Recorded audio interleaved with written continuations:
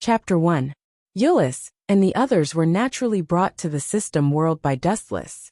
The difference between this world and the previous one was like the difference between heaven and hell. The endless towering mountains extended into the distance without an end, as if they extended to the end of the world. Countless immortal mist drifted halfway up the mountain, and countless white marble palaces could be vaguely seen hidden between the mountains, one after another. It was extremely spectacular. Welcome to my world. Seeing the shocked faces of Ulysses and the others, as if they were country bumpkins, Dustless couldn't help but feel proud. Every girl who entered his territory was so shocked, and Dustless's vanity was quite satisfied. Just pick some palaces that you like. Dustless pointed at the palaces all over the mountains and said extremely arrogantly, "Don't be polite with me. I'm the biggest landlord, the master of this world." The girls didn't stand on ceremony after hearing that, and picked some palaces that they liked. But what surprised them was that there were actually people in many palaces, and after asking around, they found out that they were Dustless's confidants. Claudia, Ulysses, and the others immediately changed their understanding of Dustless. Previously, they didn't think that this guy had the nature of a pervert, at least he had some bottom line. But after seeing those confidants, they could almost form a company. He's simply a human trafficker. Ulysses and the others complained angrily, but this group of women had deep feelings for Dustless. They loved each other and didn't have any conflicts, otherwise, they would have already made a scene. Dustless stayed in the system world for a few days during this period, and tried to create a human with Claudia. Of course, there was a large group of people, and after a few days and nights, he had to leave in a sorry state. Otherwise, he would really be squeezed dry. Even if he was a 10-tailed beast with unlimited physical strength and energy, he couldn't handle a bunch of tigresses. In the blue sky, lazy white clouds floated around. Looking at the sky was exceptionally clear. Damn it! Why do I always transmigrate to such a damn place? Dustless looked at the unfamiliar students around him and smiled bitterly. This scene seemed familiar. The last time he had transmigrated, he had also landed in an unfamiliar school. Please wait a moment. Just as Dustless was in a dilemma, a very gentle voice suddenly sounded. Dustless subconsciously looked over and saw a handsome and sunny boy looking at him gently. "Are you a new student?" "Hello, I'm Ebony Hue." The handsome boy introduced himself politely. Dustless narrowed his eyes. "Ebonshine? Isn't that the fallen knight? Don't tell me this is." Dustless's eyes lit up as he instantly understood where he was. Cough, cough, cough. Dustless coughed awkwardly, then greeted Ebony Hue in a friendly manner. "Excuse me, are you Ebon?" "Actually, I'm a student who just entered the Broken Army Academy. I'm not familiar with the place and got lost." Dustless decisively chose to bluff. Grumble, grumble. At the same time his stomach grumbled. Dustless blushed slightly and said, "I just arrived and don't know where the cafeteria is, so why don't you bring me there?" Ebony Hue looked at Dustless suspiciously. For some reason, he felt that this person was a little strange. If he was a student of the Broken Army Academy, why didn't he have a uniform? Thinking of this, Ebony Hue's heart immediately became alert. "Okay, come with me." The boy showed his signature sunny smile, then took the initiative to lead Dustless away. Seeing this, Dustless followed without hesitation. Transmigrating to this place was quite taxing on his body, and he was really hungry. Along the way, Dustless beat around the bush with Ebony Hue, asking a lot of questions about this world. He could finally confirm that this kid in front of him was that protagonist. "That's the cafeteria in front." Ebony Hue pointed at the end of the corridor, where there was a closed door. "Thank you." Dustless nodded lightly, then walked over with a smile. He couldn't help but feel strange, because the cafeteria in front was too small, more like an office. "Forget it, no matter what. Let's fill our stomachs first. We'll talk about the future later." Dustless walked to the door and gently pushed it open, but the scene in front of him stunned him. How was this a cafeteria? It was obviously an office, and there was a woman in a suit sitting in front of the desk, seriously reading some documents. "Who are you?" The woman looked up at Dustless, frowned, and asked, "Strange, you're a student of the Broken Army Academy? Why haven't I seen you before? What's your name?" Dustless was speechless. He looked at the woman in front of him and had some impression of her. After thinking for a while, he immediately understood that he had been tricked. Cafeteria? What the F***ck? This woman in front of him was called Shingonji Hino. And this was obviously the chairman's office. Chairman, I felt that this guy was a little suspicious, so I brought him here. Ebony Hui suddenly walked in and pointed at Dustless. Where's the basic trust between people? F***ck. We didn't have any grievances in the past. And we didn't have any grudges recently. I just wanted to make a living. And you actually tricked me like this. Dustless felt like countless crows were flying over his head. He suppressed his anger and wanted to beat someone up, and looked at Ebony Hui with a fake smile. Boy, well done. Just you wait, this is definitely not over. Chapter 2. Even if you don't have IS, I won't go easy on you. Under the control of Cecilia's will, the 4 guns floating around her all aimed at Dustless. So. A dense barrage of bullets shot out from the muzzles. The barrage of bullets was extremely fast and disappeared with a so sound. Boom boom boom. The next moment, Dustless's location was engulfed in flames. The violent explosion made the entire simulation field tremble. Although it was just a barrage of bullets, they were actually made of high-density explosives. After being hit, not only would the flesh be torn open, but the body would also be burned to ashes. Arrogant guy, let's see if you still dare to be so arrogant in front of me, Cecilia. The girl's lips curled into a victorious smile. She hummed proudly and couldn't help but think excitedly. Will I become famous in the world because of this? Thinking of this, Cecilia's heart was quite excited. Her heartbeat accelerated, and her beautiful face was covered with a layer of blush. In the past few years, Dustless was too famous. The whole world knew of him as the demon instructor. There were even rumors that even veiled Thousand Winter was personally trained by him. Stupid girl, why is your face so red? Is it because you're in love? The cold voice came from behind. Cecilia immediately shivered. Just as she was about to turn around, she froze. Pa. The crisp sound lingered in her ears for a long time. Cecilia jumped up instantly like a cat whose tail had been stepped on. She turned her head and angrily rebuked. You. How dare you hit my butt? Oh my God, are all men so barbaric in a place like Japan? Other people don't know, but I am barbaric like this. Dustless shrugged nonchalantly and yawned. If you have a problem with it, just give up on the entrance exam. No one will force you. Don't even think about it. Cecilia rejected him fiercely. Give up? No way. Not only did she have to pass the IS entrance exam, she also had to take revenge on Dustless. But then again, how did he dodge my attack? I didn't even see a shadow. Was I too careless? Cecilia frowned, looking at the sea of fire that was still burning. Her eyes were full of confusion. She had clearly hit Dustless just now, but this guy had sneaked behind her and even hit her butt. Thinking of this, Cecilia's anger was ignited. She was ashamed and angry at the same time. You don't understand gentlemanly etiquette. This is my return to you. The 4 cannons floating around Cecilia spread out and aimed at Dustless from different directions. Bang bang bang. With the previous humiliation, Cecilia was now like a barrel of gunpowder, firing with all her might. At this moment, she was also holding a gun that was nearly 2 meters long, and all the bullets were aimed at Dustless. Boom boom boom.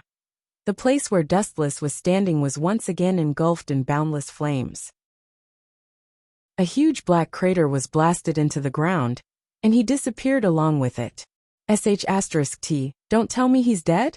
Realizing that Dustless was nowhere to be found, Cecilia's face turned pale. Defeating an instructor and killing an instructor were 2 completely different problems.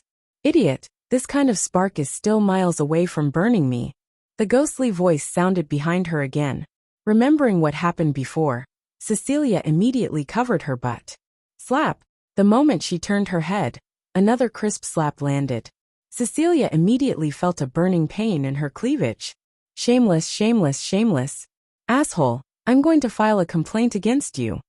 Cecilia was so angry that tears kept rolling down her face. He hit her butt before, and now her breasts.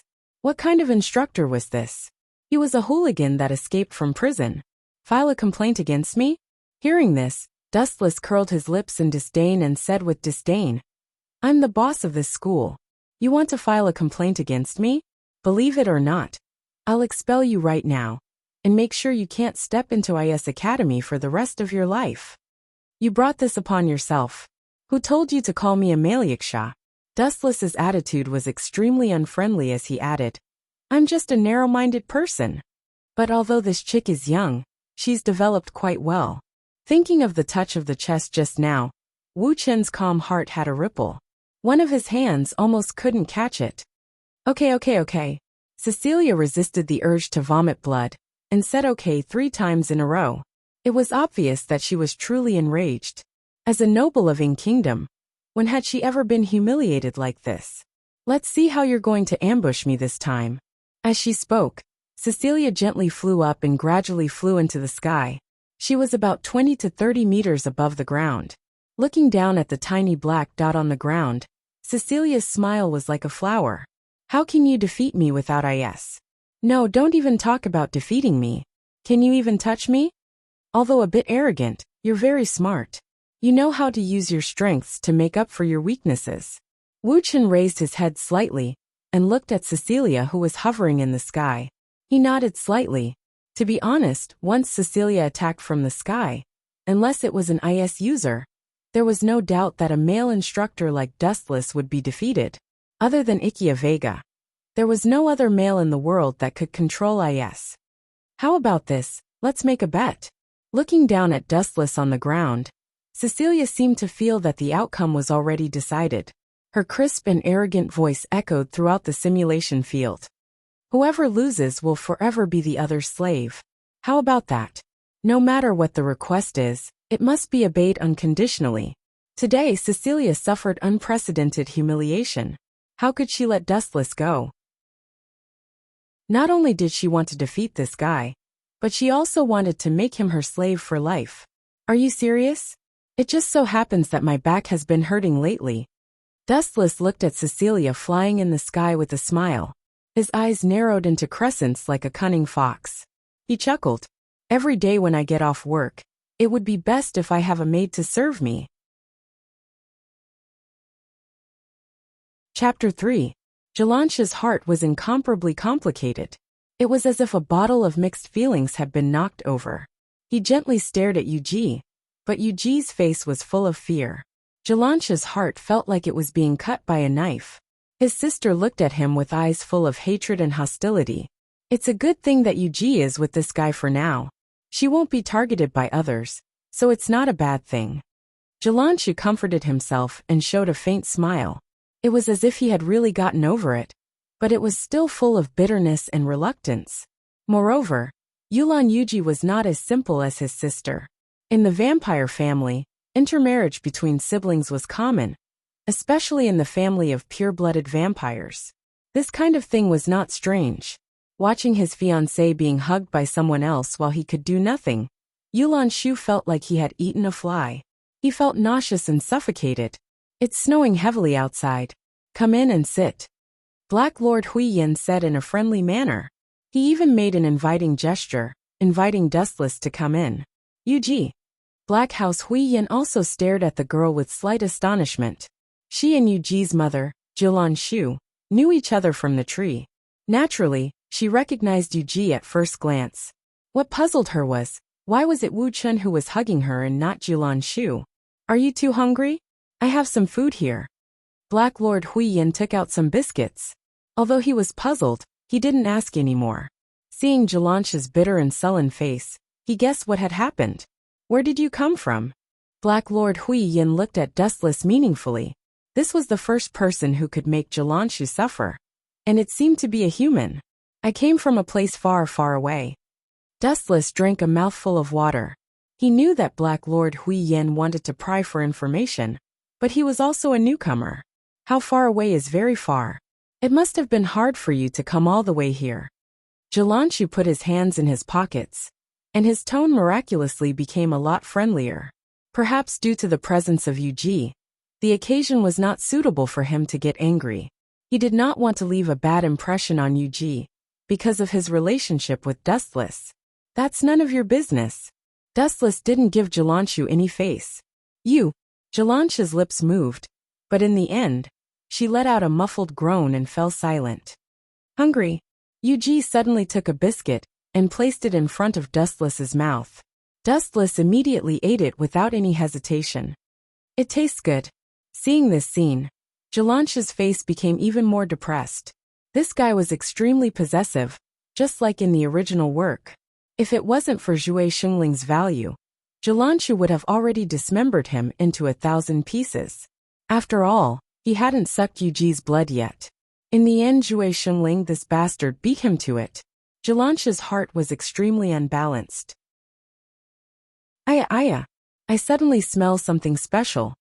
Dustless suddenly opened his mouth and glanced at Jalanshu. What's that smell? Hei Yan and Yuji curiously looked at Dustless. At the same time, they took 2 deep breaths and didn't find any strange smell. Hee. Dustless looked directly at Jalanshu.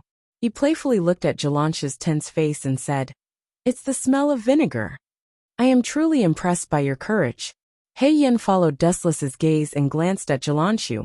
When he saw Jalanshu's dark expression, he immediately understood what was going on. He couldn't help but secretly give a thumbs up to Dustless. This guy was simply playing with his life. Wasn't he afraid of being dismembered by Jalanshu? I'm going out to take a breather. Jalanshu walked out with heavy steps. With every step the floor cracked. However, this guy paid attention to suppressing his emotions and didn't explode. I heard that you have just killed a vampire. May I know your name?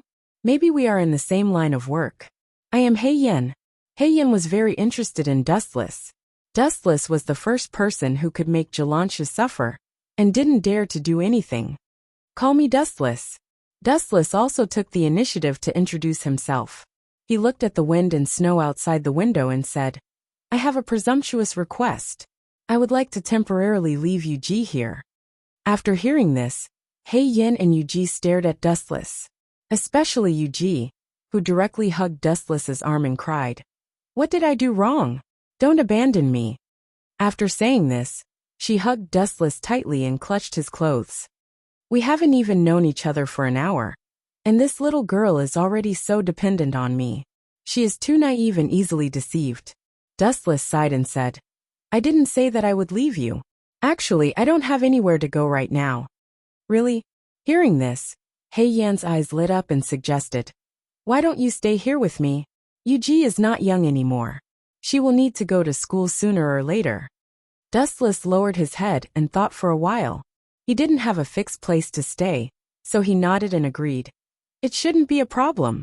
Just don't regret it. Oh right, are you a human? Hei Yan suddenly asked. Dustless was silent and didn't answer. Hei Yan thought that he was angry and quickly explained. I don't mean anything else. It's just that, kind of but also not. Dustless gave an answer that confused Hei Yan. He looked at him speechlessly.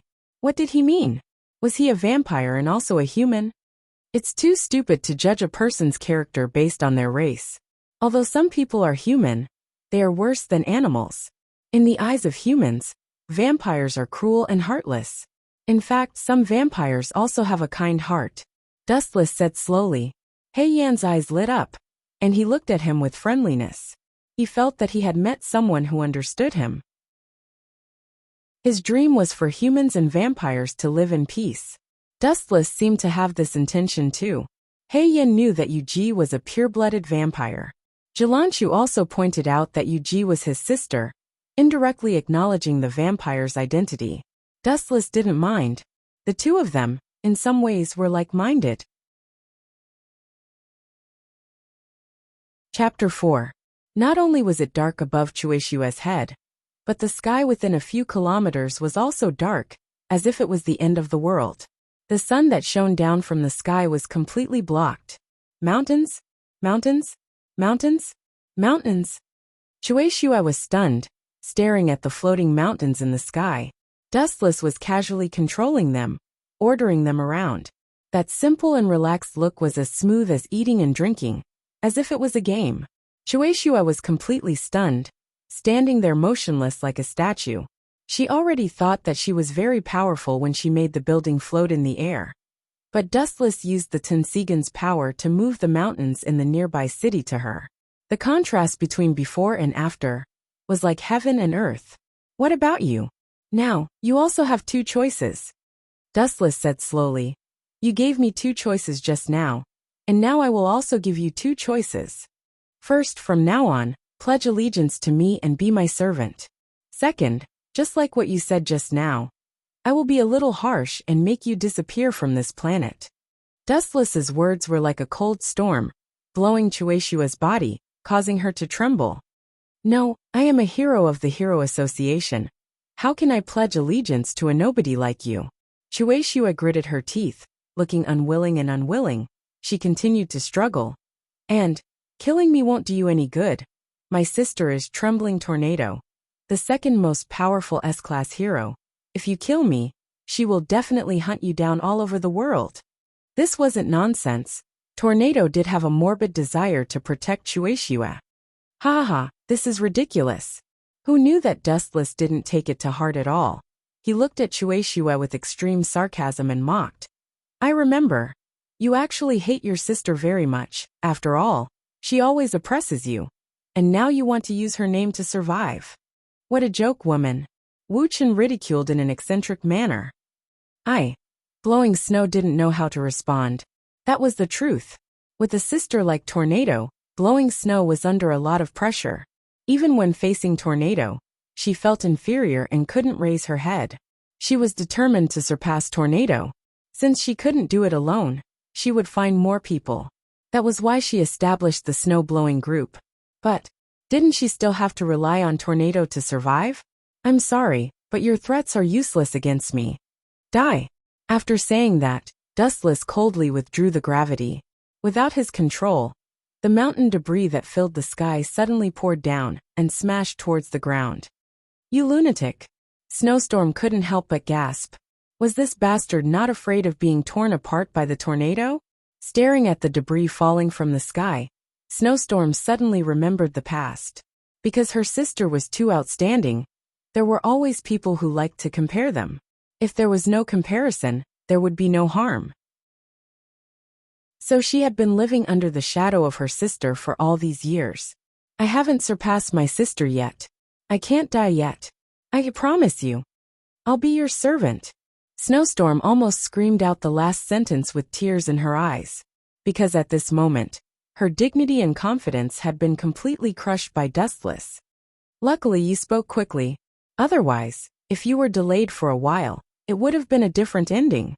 Wu Chen's voice sounded again, and the tense atmosphere disappeared. Chueshua subconsciously raised his head and looked. That incomparably huge mountain fragment was already floating above his head. It was so close that he could touch it if he stretched out his hand. Gulp. Snowstorm couldn't help but choke. Just like Dustless said, luckily she spoke quickly. If she played with it for a while, she would have been turned into minced meat. Pa! Then Dustless snapped his fingers. A large amount of mountain debris floated into the distance. Snowstorm's crisis was also resolved. Phew! I'm finally saved. After the mountain debris flew away, the bright sunlight shone down on her face. Snowstorm looked up at the sky and enjoyed the comfortable sunlight. Even though it was blinding, she had never felt so comfortable before. It was great to be alive. Let me introduce myself first. My name is Dustless. Dustless lazily walked to Snowstorm's side. Looking at the girl who had a face full of joy after surviving the disaster, he said softly, Since you are my person, you should withdraw from the Hero Association. Withdraw from the Hero Association? Snowstorm's face stiffened. She said with some resistance, I'm a hero. It doesn't seem to have any conflict with you, being your servant, right? Nonsense. There must be a conflict for you to withdraw from the Hero Association. Those idiots have already put me on the wanted list. Dustless said with a gloomy face. He was afraid that Snowstorm didn't understand what he meant. Ten-Tails suddenly appeared from his back. This. Are you really the Ten-Tails weirdo from yesterday? Snowstorm's eyes constricted violently. She looked at Dustless in shock. Aren't the so-called weirdos all ugly people? Why is Dustless so handsome? His chiseled face, exquisite facial features, and neat and clean short hair made him look cool and capable. Especially his figure, it suited Snowstorm's taste. During the battle, she used Hurricane to blow up Dustless's clothes. The 8 well-proportioned abs on his abdomen left a deep impression on Snowstorm. Furthermore, Dustless seemed to be able to transform at will. He could switch between human and weirdo at will. Bullsh *T weirdo. I'm not a weirdo. I'm the 10 Tails weirdo. It's just that those idiots are ignorant. I just came here, and they made me a weirdo. Dustless said unhappily. He didn't cause any damage. What the F *CK? As for the Metal Knight, to put it bluntly, it was Dustless's passive counterattack. It was the guy who provoked him first. He even used Dustless as a test target for his new weapon. Chapter 5. This guy is really special. No wonder Principal Margaret values him so much. Looks like it's not just because he's from Bridget's family. There must be some other unknown reason. Aoki and Yi muttered to themselves. They were confused about Principal Margaret's thoughts. They looked out of the window and saw that the black cars behind them were all Pandora, and they were all elites. And it was worth mentioning that this wasn't all of their forces. Behind these black cars, there were also several trucks. Looking carefully, they were all Pandora. Wasn't it strange? Did they need so many Pandora to escort one person? This lineup looked like they were escorting a criminal. Surprisingly calm. Aoki and Yi glanced at Dustless and smiled bitterly. They looked up and saw Dustless lying on the side with his eyes closed. His expression was calm as if he was asleep. On the way, Dustless was very quiet and didn't do anything out of the ordinary. Thus, they arrived at Signatix Academy unscathed. Accompanied by Aoki and Yi, they went to the principal's office. Principal Margaret, he's here. In the slightly oppressive office, the air was stuffy. There were only 3 people. Principal Margaret, Aoki, Yi, and Dustless. This is the principal. She's more plain and simple than I imagined. How disappointing. Dustless lowered his head and muttered to himself. He instantly lost interest in this so-called principal. Aoki and Yi, thank you for your hard work. Go back and rest first. I have something to discuss with Mr. Dustless. Principal Margaret showed a kind face and waved her hand. I understand. Hearing this, Aoki and Yi nodded and left silently. Only Dustless and Margaret were left in the large office. The atmosphere also fell into silence. Margaret's gaze was focused on Dustless, and a cold light flashed in her eyes from time to time. What do you mean? After a long while someone finally spoke. The person who spoke was Dustless, and his tone was cold and filled with dissatisfaction. Upon hearing this, Principal Margaret's expression changed slightly. She could hear the coldness in Dustless's tone. She pretended to be confused and said, What do you mean by that? I don't understand. Still playing dumb with me? Dustless smiled contemptuously, pointed at the closed door and sneered. How many people are waiting outside? Even if there weren't 100 of them, there were at least a few dozen of them, right? How bored are you? With Dustless's words, Principal Margaret could no longer maintain her composure. The friendliness on her face disappeared and was replaced by an unprecedented coldness. How rude. Before asking others, shouldn't you explain yourself first? Since they had already shed all pretense of cordiality, Principal Margaret no longer hid anything and said bluntly, You've been in Bridget's family for 3 days. Find out what happened yourself. Other than Violet L. Bridget, who is intact, everyone else died one after another. Isn't this too much of a coincidence? So it's about this matter. Hearing this, Dustless revealed a look of understanding and asked with interest. So you think that I'm the murderer? I don't have any evidence. Principal Margaret shook her head and answered truthfully. Then she said in a serious tone. But you're the most suspicious. This matter has caused an uproar in the world. Is that so? Dustless didn't care about this. He poured himself a cup of coffee and said leisurely. So what do you think now? Do you intend to arrest me directly? Or do you want to use peaceful means before resorting to force? Principal Margaret didn't say a word. She knitted her brows and stared at Dustless. Even though she was close by, she felt like she was looking at flowers in a fog. She couldn't see through Dustless's thoughts and couldn't figure out what this man was thinking. If it were an ordinary person who knew that there were dozens of Pandoras outside, and they were all elites among elites, they would definitely be scared to death. But Dustless, on the other hand, didn't care at all.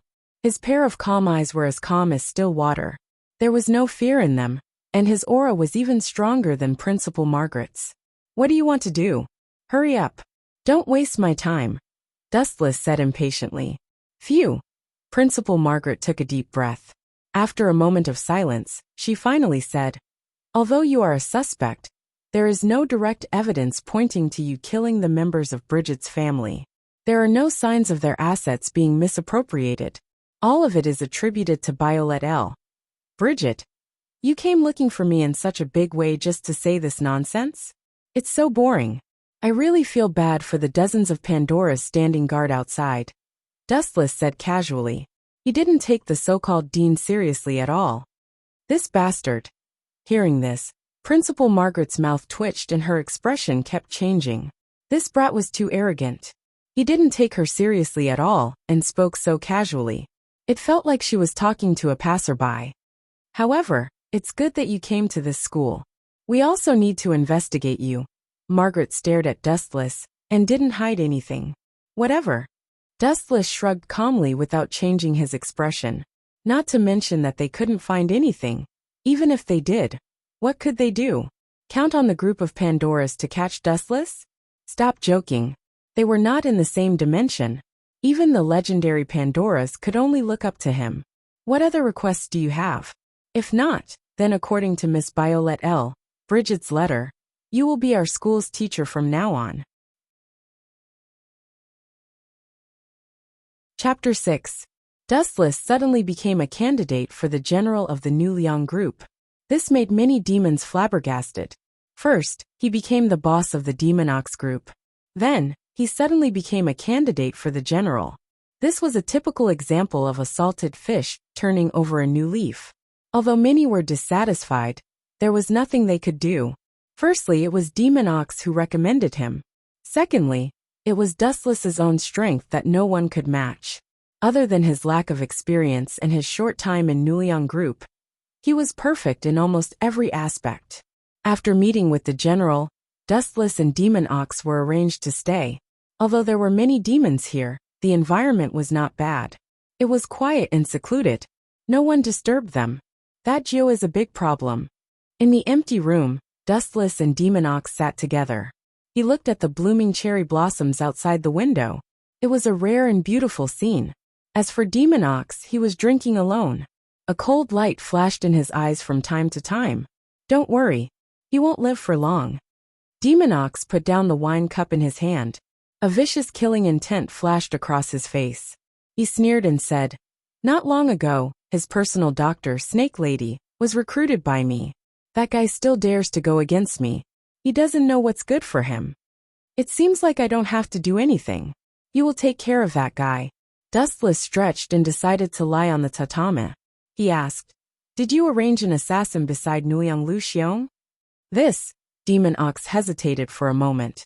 Then he squeezed out a helpless smile. "Young Master's guards are all his trusted aides. I don't have any room to interfere. However, I secretly took in the people from the old rat group. They will help find a chance to kill Lu Xiong." "You are really smart. I heard that the old rat group has been expelled. Even if they kill Nuliang, Lu Xiong won't suspect us." Dustless couldn't help but give Demon Ox a thumbs up. This guy was brave and smart. He even knew how to plan ahead. No wonder he had such a high position in Nuliang group. Tap, tap, tap, tap. Light footsteps came from outside the door. Dustless and Ghost Ox raised their heads and looked over. What came into their eyes were two beautiful women. "Harry Whore and Snow Lady?" Ghost Ox frowned and asked, "Did the general order you to come?" The Snow Maiden nodded before glancing at Dustless and saying, "From now on, Master Dustless is a candidate to become the general of the Nuliang organization, so we have to increase the number of guards around him. We'll also take care of his daily needs." "Why would I need a guard?" Dustless chuckled. "Does he think I'm an idiot?" It was obvious that the general had ulterior motives. "You call yourself a guard, but you're actually here to keep an eye on me. right? Ghost Ox felt disdain in his heart. He looked at Hor Mao and Snow Lady and said expressionlessly, "Both of you can go back. Lord Dustless doesn't need any guards. If he must, then It doesn't matter. Just stay here." Dustless interrupted Bull Spirit. Even if he declined, it would be useless. The general would probably send someone else to be his bodyguard. "Both of you can go back first. Help me thank the general. Come back at night. I have something to discuss with Ghost Ox now." Dustless waved his hand. The Snow Maiden and Hor Mao looked at each other, before leaving respectfully. These two chicks are really talented in acting. Seeing how respectful the two of them were, Dustless was speechless. When he met the general previously, the Snow Maiden wanted to freeze him. These two are on the general's side. It's dangerous to keep them around. Ghost Ox frowned and reminded him. The Snow Maiden and Hor Mao were loyal to the general and Nuliang Lu Xiong. "Of course I know. But what's the use of rejecting them? That old man will play other tricks next time. Seriously, the general is already a few hundred years old. How can an old man like him be so playful?" Dustless admired the cherry blossoms dancing in the sky as he complained. "At least there are two women. If there were two demons, that would be terrible. You can go now. I'm going to sleep for a while." After saying that, Dustless closed his eyes. Ghost Ox left tactfully, and went to secretly contact Shirtu and Old Rat. After witnessing Dustless's strength, Ghost Ox was completely convinced. In this world where the strong preyed on the weak, only the strong could rule everything. A weakling like Nuliang Lu Xiong was not qualified to be the boss. When night fell, the Snow Maiden and Hor Mao came again. The two of them woke up Dustless, who was sleeping soundly, and brought lunch boxes. What a strange food. Dustless looked at the dishes on the table. Almost all of them were made with ice. He picked up his chopsticks and tasted them. The taste was not bad. "I didn't expect you to be so good at cooking at such a young age." Dustless gave the Snow Maiden a thumbs up and praised. "Nonsense, cooking is my forte." Hearing that, the Snow Maiden looked at Dustless with a smile. Then, she suddenly remembered that Dustless wanted to take the general's position.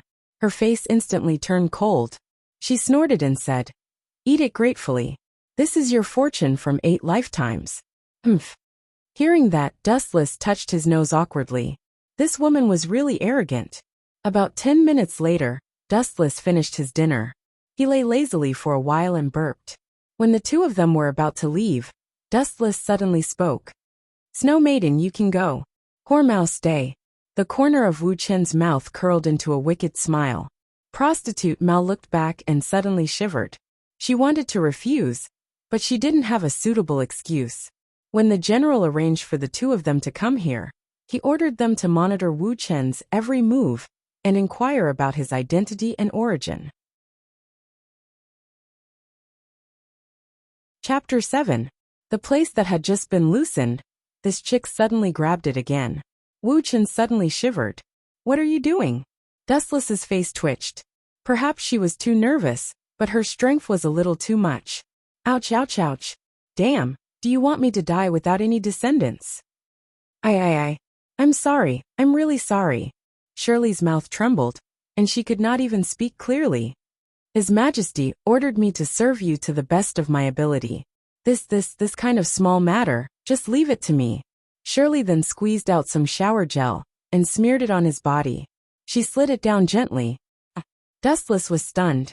This was the first time he had met Shirley, and she was already doing something like this. Could it be?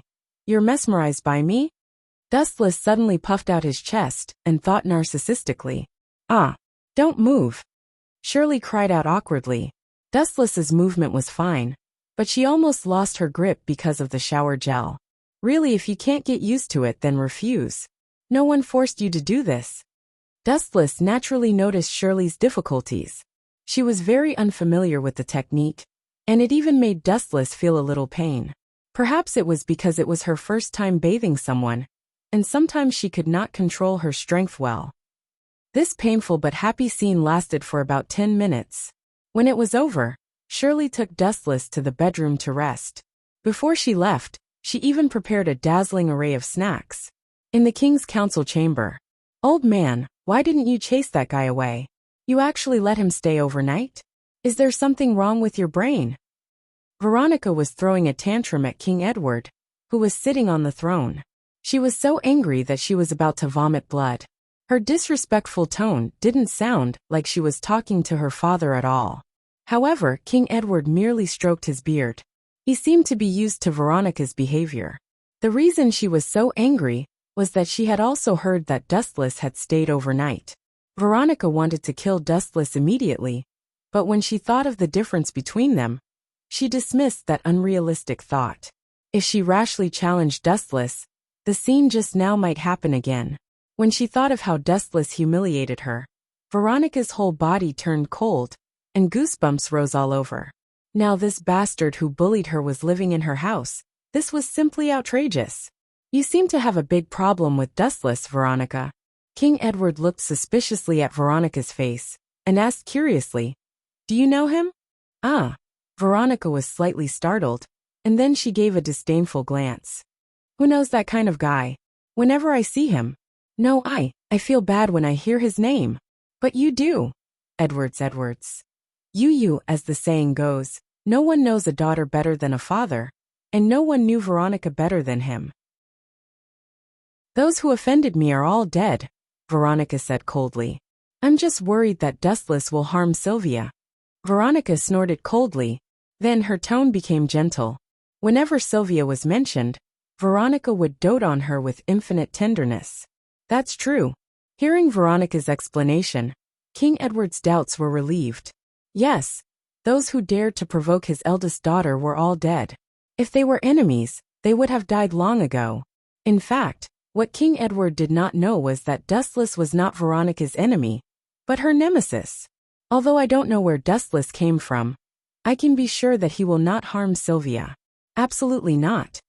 King Edward's tone was very serious and very certain. Why? Veronica was stunned for a moment. Her father had only met Wuxia today. Where did he get the confidence to be so certain? Think about it. If he wants to harm Sylvia, is there a need to bring her back? No, there is no need to kill her. Just throw her deep into the mountains and let her live on her own, King Edward explained. So, the possibility of Dustless harming Sylvia is completely non-existent. Keeping him here is actually because of his strength. King Edward's eyes shone. The two empires at the border of the kingdom have wild ambitions against us. The benefits of having a strong military force are self-evident. I heard from Sylvia that Dustless is very strong. He can even fly without a dragon.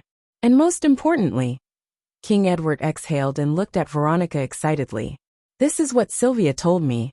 Dustless and the Dragon Mother seem to be very close. The Dragon Mother even has a favor to ask of Dustless. I plan to ask him to help you. Veronica had the potential to be a dragon breeder. But sadly, when she was baptized, the Dragon Mother despised the girl's fierce eyes and felt that she was not suitable to be a dragon breeder. So that's how it is. Veronica's eyes lit up. She was obviously moved and her heart raced. But on second thought, what, asking her to ask that big pervert for help? No way. Veronica waved her hand and left in anger. What dragon breeder, what dragon knight, they are all **T. I, Veronica, am not weak even without Parker. Asking Veronica to ask Dustless for help was more painful than killing her. Chapter 8. Elise bowed again and again, showing her sincerity. She even took out Fat 2 as a thank you gift. Although it was very awkward, Elise had to admit that it was hard on her. It also showed her sincerity. She seemed to be embarrassed to reject him again, but she should forget about asking Dustless to accept her Fat 2. How about this? Dustless stared at the nervous Elise again and again. His eyes narrowed into crescents. He chuckled and said, Micah is the maid of the dean. Sometimes she doesn't have time to serve me, so she goes against me secretly. I'm still short of someone by my side. How about you? Sure. Elise nodded without the slightest hesitation. Wuxia felt strange when he heard that. Didn't this child agree too quickly? My request is not as simple as you think. To a certain extent, it's a contract of selling yourself. Dustless repeated again. Although the conditions are a little harsh, I don't think it's too much. There's no such thing as a free lunch in this world. There's always a price to pay for asking for help, right? In this day and age, even monks asked for incense money. Wasn't it normal to ask for favors? Okay. Elise still did not hesitate, but she was secretly laughing in her heart. Her request was very simple. In fact, she wanted Dustless to kill her. Once Elise was dead, the White Leviathan would leave, and the crisis would be resolved. If Elise was dead, how could she agree to Dustless's conditions? So she was very puzzled. This guy actually asked for such a condition. Was he retarded? Ow ow ow. Ow ow. Ow ow ow. The White Leviathan sang as it moved forward. All kinds of powerful attacks could not hit it at all. It's useless. This guy's ability is universal repulsion. What can your puny attacks do? Dustless watched silently. In the sky around the Leviathan, there were a few petite figures wandering around. Without a doubt, only D dared to fight the dragon. They were Matsumoto Fukumoto and Lisa Hayaka, Phyllis Crest, Ren Miyazawa, and Ella Liu. 5 of them. Even though they had the absolute advantage in numbers, their attacks were completely useless, as the Leviathan of White's massive body was covered with a layer of transparent air shield.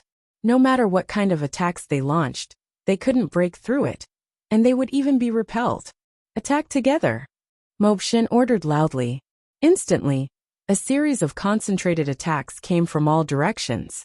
Boom boom boom. Another wave of powerful attacks landed on the Leviathan of White. The layer of energy shield on its skin was constantly exploding, and sparks flew everywhere. However, the interior was still intact. It was useless. Woo woo woo. Perhaps the Leviathan of White was tired of playing, and it opened its mouth, revealing its sharp fangs. Ow ow ow ow. A series of ghastly roars rang out as powerful shockwaves swept through Midgar in an unstoppable manner, like gales with force of over 100. Boom boom boom. Boom boom boom. Boom boom boom.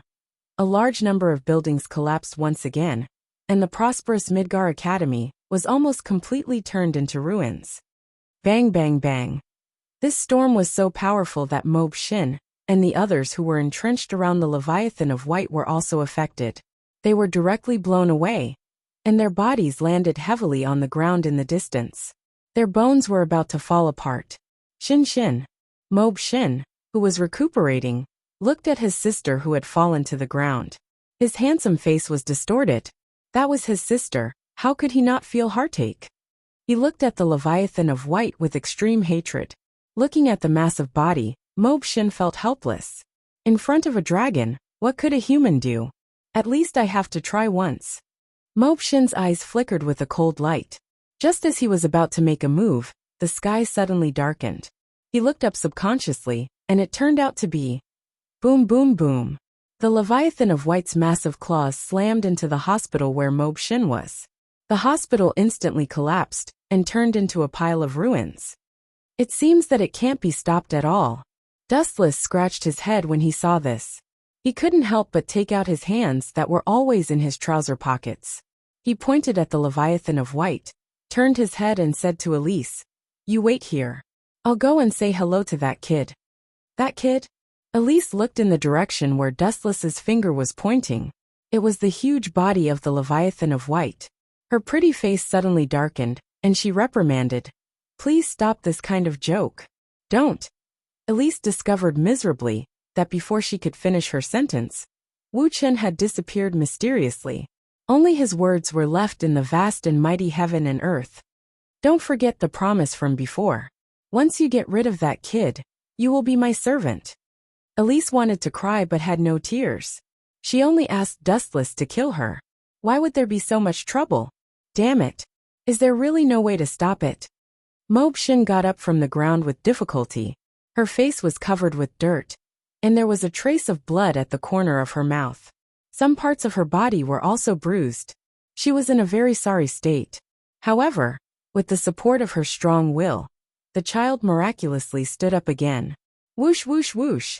Mobshin waved her hand gently, and several sharp arrows shot at the Leviathan of White. Boom boom boom. The fatal arrows were blocked by the transparent barrier on the surface of the dragon before they got close to it. Such a dull attack had no effect at all. It was like a stone sinking into the sea. and it only splashed a few sparks before it was extinguished. Ow, ow, ow! The Leviathan of White turned its head and roared angrily. A pair of man-eating eyes fell on Moto Fukamoto's head. Its huge body slowly turned around, and its huge forelimbs slowly raised.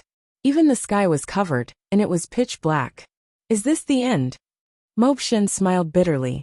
There was a trace of reluctance and relief on her bitter face. It was not easy to meet Mobshin again. Before she had time to talk, the good chat was about to end. Chapter 9. The secret room where Mikoto and Fugaku were talking was torn apart and instantly burst open, turning into a pile of rubble and exposed to the sunlight. Looking straight ahead, the scene of the secret room could be seen at a glance. Uchiha Mikoto was still okay, but Uchiha Fugaku was a different story. Fugaku was lying on the ground with but facing the sky. His prestige as a patriarch was completely lost. When the Uchiha clansmen who came to support saw Fugaku's expression, they were stunned and had a strange expression on their faces. Compared with the usual serious patriarch, the contrast was huge. Fugaku hurriedly stood up and looked at the strange expressions of his clansmen. He wanted to laugh, but didn't dare to laugh, just like a cat whose tail was stepped on. Who did this? Get out of here! Fugaku roared like a raging lion. His face was red, and his ferocious eyes were like that of a berserk beast. Anyone who was stared at by Fugaku would feel scared, and their hair would stand up unconsciously. It's been a long time. At this moment, an unusually indifferent and disdainful voice sounded. The childish voice was obviously from the 10-year-old Dustless. Remembering Fugaku's strange posture, Dustless didn't hesitate to add oil to the fire and said, "Worthy of being the patriarch, the real pillar of the Uchiha clan." Dustless looked at Fugaku with admiration. "I'm not as good as you. It turned out to be you little bastard. Did you do this?" Looking at the place where the voice came from, it was Dustless with a smile on his face. Uchiha Fugaku was furious. His rage value was off the charts, and his head was full of #S. Obviously he was very angry. He wanted to scold the little bastard, but he quickly changed his words because that would be tantamount to scolding himself. Looking at the ruins of the secret room, Fugaku's eyes were full of coldness, and he gritted his teeth. "As you can see," with a chuckle, Wuxia said indifferently. He immediately looked at Fugaku with a mocking expression. His eyes were cold, and his cold voice spread out. "Fugaku Uchiha, cut the crap. I don't have time to listen to your nonsense. Is this how you talk to your father who gave birth to you?" Hearing this, Fugaku was furious. He clenched his fists with a dark face, suppressing the fire in his heart. His skin didn't move as he asked Dustless. His voice was so sharp that it made people's scalp numb. If it weren't for the fact that there were so many people, and the bad reputation of killing his son, he would definitely make Dustless bleed on the spot. "Father?" Dustless dug his ears and pretended to be surprised as he said, "Father? So you still know that you have a son, this kind of thing?" Wuxia dragged out his voice. Everyone understood the sarcasm in his words. "You!" Fugaku's face was pale. He looked gloomily at Dustless. He took a deep breath and said, "I'm too lazy to talk nonsense with you. After a month, you will participate in the Third World War as a ninja of the Uchiha clan." Fugaku waved his hand with a look of annoyance. As if he could see the tragic death of Dustless in the future, Fugaku grinned. "Don't hate us. There is nothing we can do." The corner of her mouth slightly squirmed, and Mikoto sobbed silently. Obviously she still loved Dustless very much. Dustless's face was as usual, and he glanced at Mikoto. His dark eyes were locked on Fugaku, and he didn't waver. He already expected this. The relationship between the Uchiha clan and Konoha's higher-ups is well known. Although Fugaku promised to send ninjas to participate in the Third World War, most of them are cannon fodder. Most of them are people who have exhausted their talent, and at the very least, they are trash like Dustless. Who gave you the right to make your own decision? And, what if I say no? Then you will die. Fugaku's eyes turned rapidly, and the scarlet-red tomo began to rotate, showing his determination. The cold and chilling murderous aura swept through everyone present like a hurricane. and the scene was silent and extremely depressing. The Uchiha clan members had different expressions, but most of them were like this. The world is like this. The weak should have the consciousness of the weak. Don't try to resist fate. And those who don't have the strength to resist fate will be crushed by the gears of time. Because it's not just the Uchiha clan. It's the same everywhere in the world. Is that so? Hearing this, Dustless just snorted disdainfully. His young but mature face had an unruly smile. It was a kind of eagerness to try. Does this guy want to die? He dares to challenge the patriarch. The Uchiha looked at Dustless's arrogant face, and they were shocked. The strength of the patriarch is naturally second to none in the Uchiha clan, especially in a pure fighting family like the Uchiha clan. Without the strength of the entire Uchiha clan, it's impossible to be the patriarch. Good boy, I was really blind before. I didn't see that you are a traitor. Fugaka cursed, and his face turned green, being challenged by a 10-year-old trash. He is definitely the first patriarch of the Uchiha clan since ancient times. Looking at the angry Fugaku, Dustless didn't know what was going on, and then he looked at Fugaka seriously and said, "A patriarch is so afraid of death. Don't worry. I will just teach you a lesson. I won't kill you." Fugaku. The Uchiha were also speechless. Where did this trash get the confidence to challenge the patriarch? Chapter 10. Isn't that guy a little too sharp? Stacy and Ebony Hue, who were in a different spot, broke out in cold sweat. They stole glances at Dustless from the corner of their eyes, and their hearts were in turmoil. Because in the upcoming open tournament, every student was an enemy, and Dustless was no exception. Both of them knew how strong Dustless was, and so they wanted to work together to deal with him. But this guy, his ability to foresee the future really made them feel ashamed. Maybe it's just a wild guess. Stacy and Ebony Hue glanced at each other, and both of them thought that it was just a blind cat meeting a dead mouse. During the meal, Dustless didn't bother with the two of them. He finished his meal early and left. When he passed by Stacy and Ebony Hue, he gave them a look that said, "Do your best." After lunch, Dustless didn't rush back to the dormitory. If he slept for too long, he would have a headache. Instead, he strolled around the Shatterer Academy, admiring the scenery around him. The Shatterer Academy was indeed one of the top night academies in Japan. It had everything. The landscaping was done quite well, and there were all kinds of entertainment venues on campus. However, Dustless wasn't interested in any of them, and he was bored as he strolled around. "It's that guy, right? I will never forgive you." Looking at the figure in front of her, the white-haired Loli's face flashed with a cold light, and then she silently followed him. After about a few minutes, Dustless walked to a dark and shady place. It was a narrow corner, and there was no one around, and there were no cameras to observe him. "You've been following me for so long. Are you here to avenge your brother, Ebony Hue?" Dustless suddenly stopped. The figure also stopped and quickly hid. "There's no use hiding, Miss Ebony Hue." After calling out the girl's name, the white-haired Loli walked out from the shadows, and her beautiful eyes looked at Dustless unkindly. "Ayaya, what a scary gaze." Dustless was unmoved by the girl's ferocious stare. He could tell at a glance that this was the Black Iron Pearl Viper. "You made my brother lose face and was laughed at by so many people.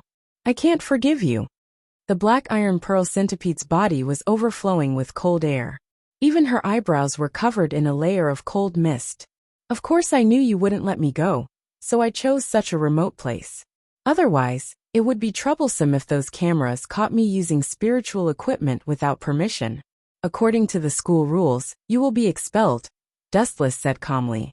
His words made the Black Iron Pearl Centipede's pupils shrink.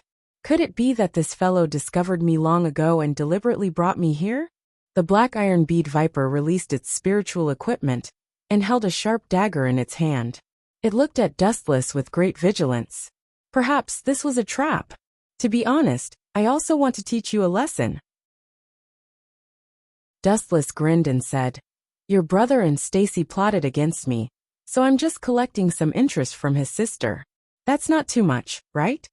That perverted princess." As if she had some impression of Stacy, the Black Iron Pearl Centipede immediately cursed. "I'll deal with you first." Crack, crack, crack, crack.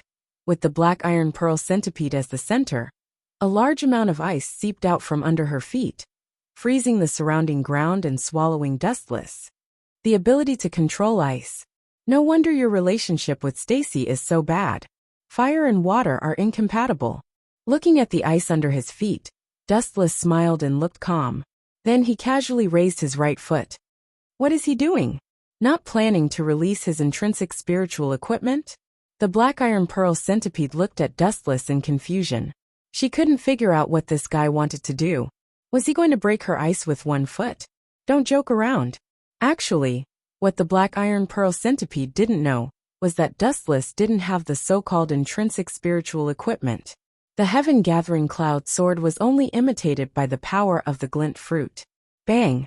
The raised right foot suddenly landed on the ground. The ground immediately trembled, and a large number of cracks appeared. The spreading ice on the ground cracked and shattered. His physical skills are so strong? Didn't you say this guy was good at using swords and fire? The black iron pearl centipede opened her eyes wide. When she looked at Dustless again, her body suddenly tensed up, because Dustless had disappeared from her sight. Where is he? The black iron pearl centipede looked left and right, looking for Dustless's whereabouts. Full of flaws, little brat. If you participate in the selection like this, you'll be eliminated sooner or later. The cold voice suddenly sounded behind her. The black iron pearl centipede couldn't help but be startled. Then she turned around and stabbed. Too slow. The black iron pearl centipede was really too slow. Dustless easily caught her snow-white wrist and looked at the young girl with a trace of an evil smile. Tell me, how should I punish you? You better not mess around. The black iron pearl centipede was so scared that her face turned pale. She quickly thought of something and said, My father is Eben Yen. You know who he is, right? If you offend me, you'll die. Eben Yen, the head of the International Magician Knight Alliance's Japanese branch, the head of the Eben family, Eben Ihue and Eben Juji's father. His position was high, and even the chairman had to give him some face. But unfortunately, Dustless had always been the kind of person who feared nothing. There was no way to threaten him. If you're scared, then let go. Seeing Dustless hesitate, the black iron pearl centipede smiled. But in the next second her face turned green. Wuxia lifted the girl's skirt, revealing her snow-white perky buttocks and fair skin. He couldn't help but stare blankly.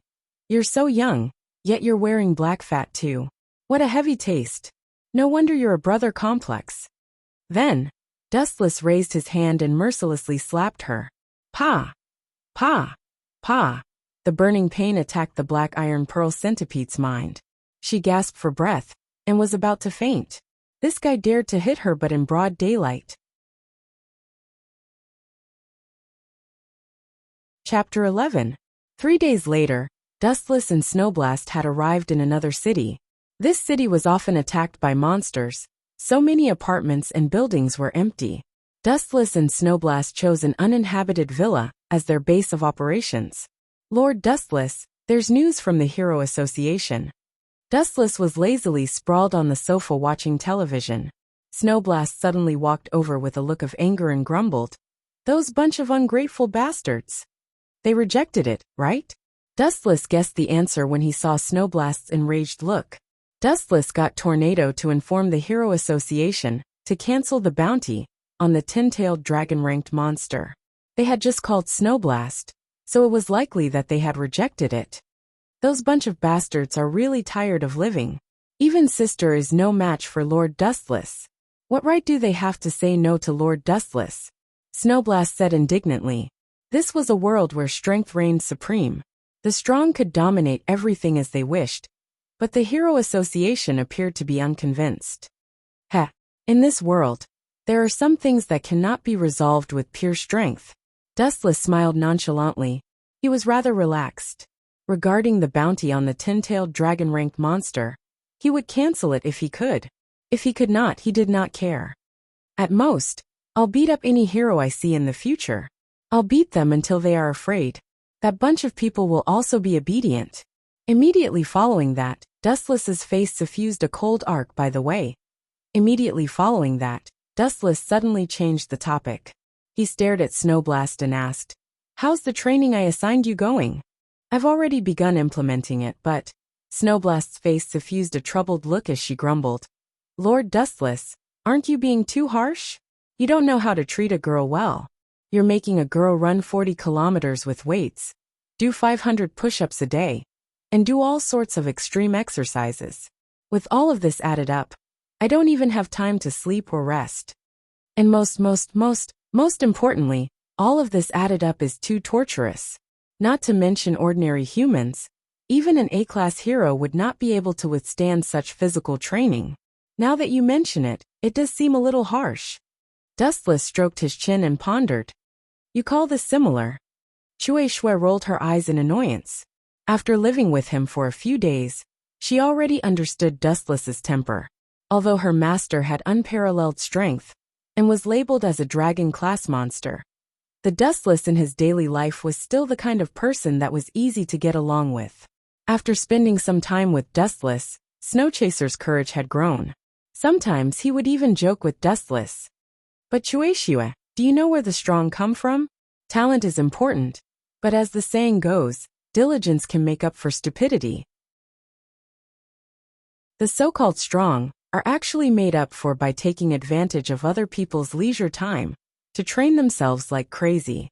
If you want to become strong, you have to learn how to endure hardships." Dustless educated Snowchaser with a serious look on his face. At this moment he really looked like a teacher. Only by constantly pushing yourself to the limit can you break through the limit. "I understand." Snowchaser nodded, but she didn't really understand. Rumble. A shocking explosion came from a certain direction. Dustless and Snowchaser immediately raised their heads. Dustless was already used to this kind of sudden explosion. It happened almost every day. Sometimes it happened more than 10 times a day. Needless to say, it was probably some strange person causing trouble again, right? Snowchaser. Dustless's eyes fell on Snowchaser. Snowchaser immediately stood up and said seriously, "I understand, Master Dustless." After saying that, Snowchaser walked over and calmly hugged Dustless. Obviously this was not the first time. Her small hands skillfully locked onto Dustless's body. Then, Dustless's body began to emit a golden light. Dustless instantly turned into a beam of light and disappeared. In the past few days, Dustless had been ordering Snowchaser and all kinds of monsters to fight at high intensity. And now this temporary target was here again. In the deep pit where the explosion happened, there was a tall monster. Its appearance was very similar to a human's. Its body was covered with strong muscles. The only thing that was quite strange about it was that its skin was blue-black. Furthermore, there were 2 antenna-like antennae on its forehead. Looking at the huge explosion nearby, it was easy to guess that this monster was not weak. It was the Vaccine Man, who claimed to be the will of the earth. Because it was unhappy with the destruction of the environment, it wanted to destroy the human race. Therefore, as soon as it appeared, the Vaccine Man caused a huge explosion and killed all the nearby humans. Look at this dirty world. And this dirty air, my God, I can't stand it. All of this is caused by those damned humans. They have turned this lovely world into such a mess. They have no value in living in this world. The Vaccine Man took 2 deep breaths of air and tasted it carefully. After that, he couldn't help but vomit. His face was full of disgust and disgust. Swoosh, swoosh, swoosh. Suddenly, a sharp sound came from the sky. The Vaccine Man couldn't help but look up. It was a beam of light that was quickly approaching. The speed of the beam was extremely fast. It was at least 100 meters away. Boom, boom, boom. After about 10 seconds, the beam of light landed on the ground. It landed right next to the Vaccine Man. Of course, this was Dustless and Snowchaser. Snowchaser, do you see this guy? You can use him as your opponent. Don't be afraid. This guy who looks strong on the outside is actually just a piece of trash. Dustless looked at the Vaccine Man and said softly. He didn't care about the latter's angry face at all. You stinky human. Who are you calling a piece of trash that looks strong on the outside? The Vaccine Man roared with a gaze that could devour a person. His voice was hoarse, as if he had shouted himself hoarse. Chapter 12. Is this girl's body made of water? It's so sensitive. Dustless laughed strangely and leaned close to Veronica's ear. After blowing a mouthful of hot air, he said, "Do you want to play some fun games?" Fun games? She didn't know why, but after hearing these words, Veronica immediately remembered the time when she was hung up and spanked by Dustless. She lost all the faith she had accumulated in her life. "You dead pervert, go play by yourself." Without thinking, Veronica refused. "Iron Blood Valkyrie, you're nothing but a coward," Wuxia muttered. Veronica's heart twitched when she heard that. She had to calm herself down. She only hoped that this jinx would leave quickly. But as the saying goes, good things don't come true. Veronica didn't want to see this happen. "Your father's place is not bad.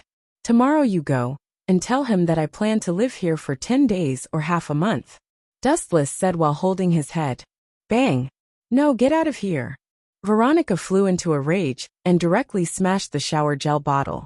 She shouted, "Don't get too carried away. This is the kingdom of Raymond, not your home. Only the royal family lives here." Veronica added, "You are not a royal. You are not even a noble. You are just a commoner. Don't break the rules. Isn't it easy to become an aristocrat?" Wuxia smiled and didn't care about it. "Becoming a noble isn't easy." Veronica calmed down and explained, "Nobles are usually hereditary or conferred upon those who have made great contributions to the kingdom. Another way is to become a dragon knight." No, these are too troublesome. There is a simpler way," Dustless said with a mysterious smile. Veronica was surprised. "What is it? What did I miss?" "If I marry you, I'll become an aristocrat all of a sudden, and a top-notch one at that." Wuxia grinned and said, "This is a good thing that benefits me greatly." "In your dreams." Veronica snorted arrogantly. "Even if all the men in the world die, I will never marry you. That's a pity." Dustless spread out his hands. There was no intense emotional change. However, it is said that women are the most strange creatures. They don't care about what they get, but they cherish what they don't get. Even a noble princess is no exception. Looking at Dustless's calm appearance, Veronica angrily asked, "What? Do you think I am not worthy of you? What the hell is wrong with your head?" Hearing this, Dustless stared at Veronica like an idiot. Does this chick has amnesia? She just said that all the men in the world die before she would not marry him. And now she asked him if he was worthy of her? Just you wait. When you fall into my hands in the future. Veronica suppressed her anger. She picked up the towel and tore it apart madly, as if it was Dustless. "It has been more than 1,000 years, but I still don't understand women's minds." Dustless sighed. He really didn't know whether women were too fickle, or he was too stupid. You can solve the rest by yourself. After washing Dustless's upper body, Veronica was about to run away. "Wait, I didn't ask you to go." Dustless stopped Veronica and said, "When you take a bath, you only wash the upper body. Don't you need to wash the legs and feet?" "Are you kidding me?" Veronica felt that she was about to be driven crazy by Dustless. Men and women are different. If I help you wash there, how can I face others in the future? This guy is too unreasonable. I have said that I am training you. Only by abandoning the so-called shame can a person go further and walk a longer road. Dustless said righteously. Veronica scolded Dustless for being shameless in her heart. She was unwilling to do it. No matter how hard her arm was, it could not resist her thigh in the end. In desperation, Veronica could only come back with a sullen face. She squeezed some shower gel in her hand and helped Dustless wash his lower body with resentment. "Be gentle." Dustless, who had closed his eyes, suddenly stared at her because Veronica touched his most important part. He suddenly scolded her angrily. "This is second only to my life. If I break it, you can't afford to pay for it." It was not that Dustless was looking for trouble, but Veronica seemed to be deliberately using a lot of strength. This is the strength of this princess. Looking at Dustless's angry look, Veronica's pretty face had a beautiful smile.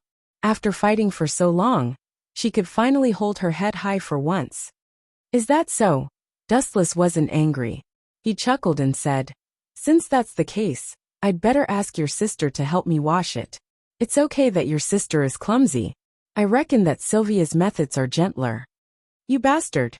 Hearing Dustless's words, Veronica was about to jump up. She was so angry that she pointed at Dustless and scolded. How can you do this to a child? Are you shameless?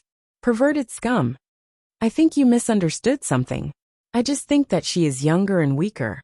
Since you don't know how to do it, what's wrong with finding a younger one to replace you? Dustless defended himself with a glib tongue. After that, he stood up directly and walked to the exit without waiting for Veronica's reaction. Sit down.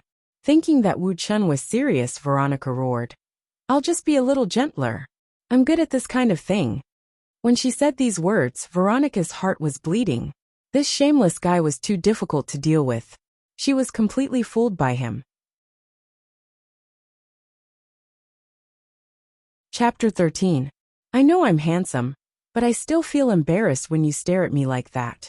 Dustless deliberately made a bashful appearance, but Weaver Thousand Winter seemed to be made of iron. She didn't care at all. Her eyes were still fixed on the cheeks that were close at hand. She knew that her carelessness could lead to Summer of Weaving's crushing defeat. You're the ones who tricked me first, so I won't hold back anymore. Wu Chun looked at Wuxia with a dim light in his eyes. His eyes blinked slightly. Bang! There was a muffled explosion, and Uchiha, who was flying in the air, was sent flying. It was as if he had been hit by something, and his body fell to the ground. Good chance. Cecilia was stunned for a moment, then opened fire. Countless bullets rained down from the void, all of them aimed at Summer of the Vega. What was that just now? I'm not sure. Was it a mechanical failure? It's possible. Didn't I tell you before that Summer of Weaving's white style is a defective product? The spectating students were puzzled. They couldn't figure out why Summer of Weaving was suddenly sent flying. Most of them thought that it was a mechanical failure. Empress Weaver naturally noticed this as well. She turned to stare at Empress Weaver with a gloomy expression. What was going on? Although the white style did have flaws, it was such a coincidence that an accident happened at this time. Vega Thousand Winter found it hard to accept. He looked at Wu Chun again. This guy was smiling with his eyes half squinted. He crossed his legs in a sloppy manner, and his expression was full of ridicule. You didn't do it, did you? Vega Thousand Winter stared at Dustless like she was interrogating a criminal. Huh. Dustless put on an innocent expression. You've been staring at me, haven't you? I didn't do anything. Seems like it. Vega Thousand Winter nodded thoughtfully, then snorted. Although she was worried, she didn't panic. Don't think you can beat Summer like this. Boom boom boom. A large number of missiles exploded around First Summer Weaver spot, and black smoke rose into the sky. Many students were extremely worried. Although this was a simulation, a duel was still a duel. Accidents could happen from time to time. What if, however, when the choking black smoke dissipated, everyone finally understood that their worries were unnecessary. Looking closely, Summer of the Weaving Patch had activated a protective barrier, isolating him from the sea of flames. He was safe and sound. You'll never be able to hurt me with something like that, Weaver Summer said in high spirits, as if he had already won. I didn't know there was such a thing. Looks like you guys have already upgraded the white form. You were just waiting for me to fall into your trap. Dustless glanced at Vega Thousand Winter out of the corner of his eye. No wonder she was so calm earlier. But Dustless's eyes silently blinked again, and the sturdy barrier immediately began to emit cracking sounds. Why is this happening? Summer spotted Weaver was dumbfounded. He stared blankly at the shattered barrier in front of him. One crack after another was clearly visible. Impossible. That kind of attack couldn't have broken the white form's defense. Vega Thousand Winter stood up agitated. Her beautiful eyes widened, almost falling out of their sockets. She couldn't hide her shock. Haha. Facts speak louder than words. If you agree to a bet, you must accept your loss, little Thousand Winter. Dustless smiled wretchedly. A loss is a loss. Don't deny it. Oh, and don't forget your promise. It must have been you. Dustless remained silent. Vega Thousand Winter's cold gaze swept over him. You must have used some kind of trick, she said with great certainty. Catch the thief with the dirt. If there's evidence, I'm willing to admit my guilt. I'm a man of my word. Dustless blinked, then said righteously, If you find evidence of me cheating, do as you please. Boom, boom, boom. At the same time, Cecilia fired out a few more missiles, all of which exploded around Sasa Uchiha, and the cracked rain shield was instantly torn apart. My hand. Amidst the gunfire, Summer of the Vegas scream could be heard. It sounded like he was in extreme pain. Still not admitting defeat? Does that kid want to die? Dustless's brows twitched. Through the thick black smoke, he could see Summer of the Weaving Patch's right hand was burning red. He has a reason why he can't lose. Vega Thousand Winter gritted her teeth. Ridiculous. Daring to trick me. That's how it's going to end. Dustless snorted, his face expressionless. He had no sympathy for Summer of the Weaving Patch. The kid usually looked naive and childish, but he was extremely cunning. He had deliberately let him see the white form. At that time, the white form looked ordinary. If they fought, Cecilia would have won. But that wasn't the case. The kid's white form had been secretly upgraded. It was all premeditated. Whoosh, whoosh, whoosh. Right at this moment, a sudden change occurred. A series of cannonballs rumbled from the distant horizon. An IS that had never been seen before barged into the simulation field. This is interesting. The troublemaker is here? Dustless's face turned cold as he stared at the incoming missiles. The target wasn't Cecilia or Summer of the Weaving Patch, it was himself. Buzz, buzz, buzz. Dustless's right foot suddenly glowed. He kicked out, and a thick beam of light covered his right foot. Lightspeed kick.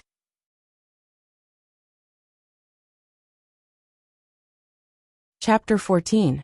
It wasn't that Dustless was trying to scare her. The ball that Sylvia had obtained already strongly rejected her, because she didn't have the talent to become a dragon nurturer.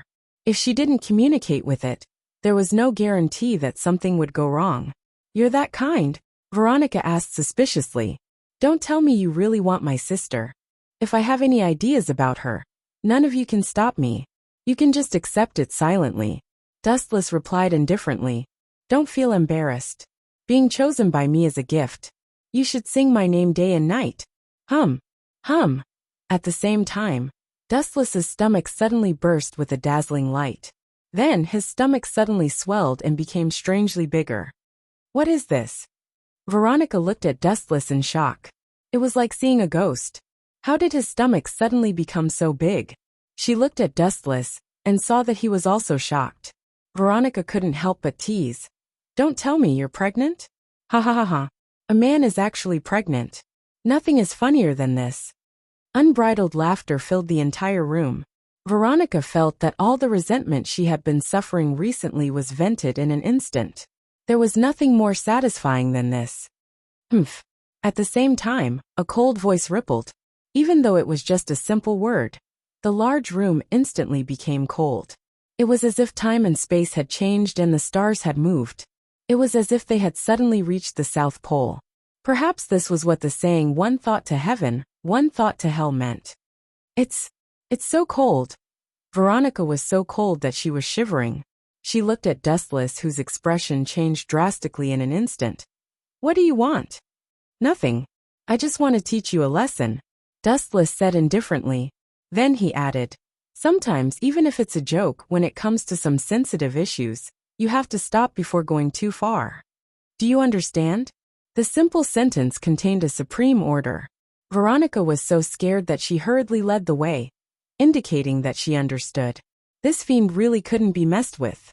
One sentence could send people to hell and never come back from it. You can leave, Dustless said slowly. Veronica hurriedly nodded and left.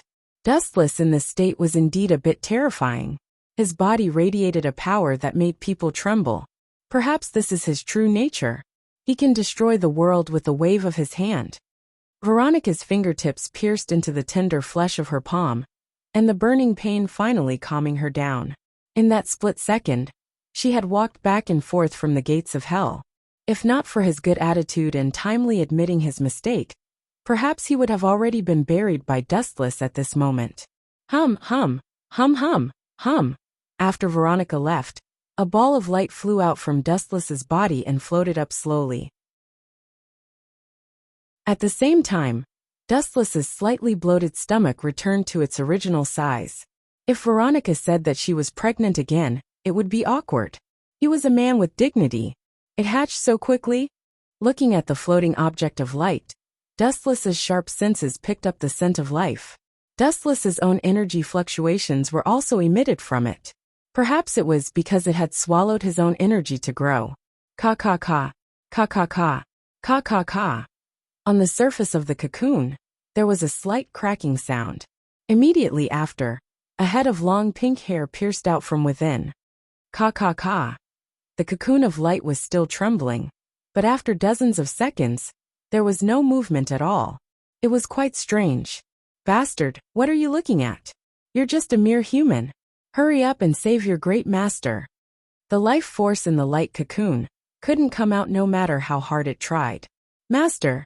Dustless couldn't help but laugh. He said in annoyance and amusement, I've lived for thousands of years. You're the first one who dared to make me call you master. I came out of your body. If I'm not your master, then who am I? The arrogant voice sounded again.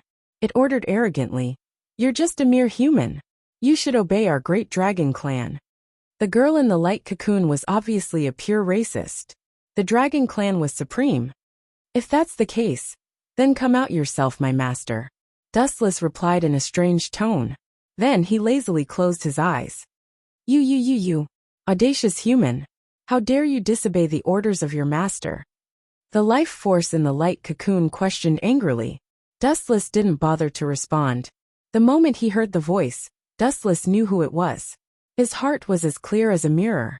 It was almost exactly the same as Nobby's voice. The only difference was that it was slightly younger. Therefore it was obvious who it was. Ike.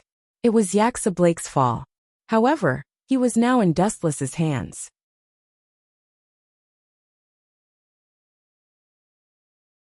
Chapter 15. The night passed peacefully. The next morning, when Dustless went to class as usual, there was already a crowd outside the classroom. Out of curiosity, he walked over. After a few steps, he heard a thunderous roar. Kieran, you useless idiot. The ear-piercing roar could be heard from over 100 meters away. Wu Chen's face darkened. He knew it was Dating Qi Lin's uncle from the voice alone. Calling his own niece an idiot in front of so many people. Was this something that an elder could do? Useless trash. What's the point of teaming up with a brat like him? Koichiro spat while Kieran kept her head down. When he heard that Kota Kieran had decided to team up with Shasha Miyazaki for the Star Martial Arts Festival, Kota Koichiro was furious. If Shasha Miyazaki was one of the top 12, it would be fine. But Shasha Miyazaki was not on the list. Therefore, in his opinion, this was a stupid move. You incompetent little brat. Enraged, Koichiro raised his hand and looked at Kota Kieran as if she was his enemy. She closed her eyes in fear. You've got guts. An extremely cold voice came from the crowd. When it reached Koichiro's ears, he felt as if he was being stared at by the god of death. He immediately shuddered. Looking back, Kata Koichiro immediately saw Wu Chen. He snorted and said, I'm teaching my niece a lesson. What does that have to do with you? Your niece? Dustless sneered. Isn't it more appropriate to call her a prop? Kieran looked at Koichiro after hearing Dustless's words. Koichiro's face twitched. He didn't dare look at Kota Kieran in the eye. His gaze was erratic, giving off the feeling that he was guilty. Kieran, let's go. Kata Koichiro coldly snorted and turned to leave. But, Kieran, are you deaf? Kata Koichiro turned his head and saw the young lady standing there motionlessly. He immediately reprimanded. Or do you want me to invite you? Hurry up and disappear before I get angry. Otherwise, I might throw you out. Dustless suddenly interrupted. Koichiro shuddered. He was sure that this bastard would do as he said. Don't you like to meddle in other people's business too much? Kata Koichiro's old face was so gloomy that water was about to drip out.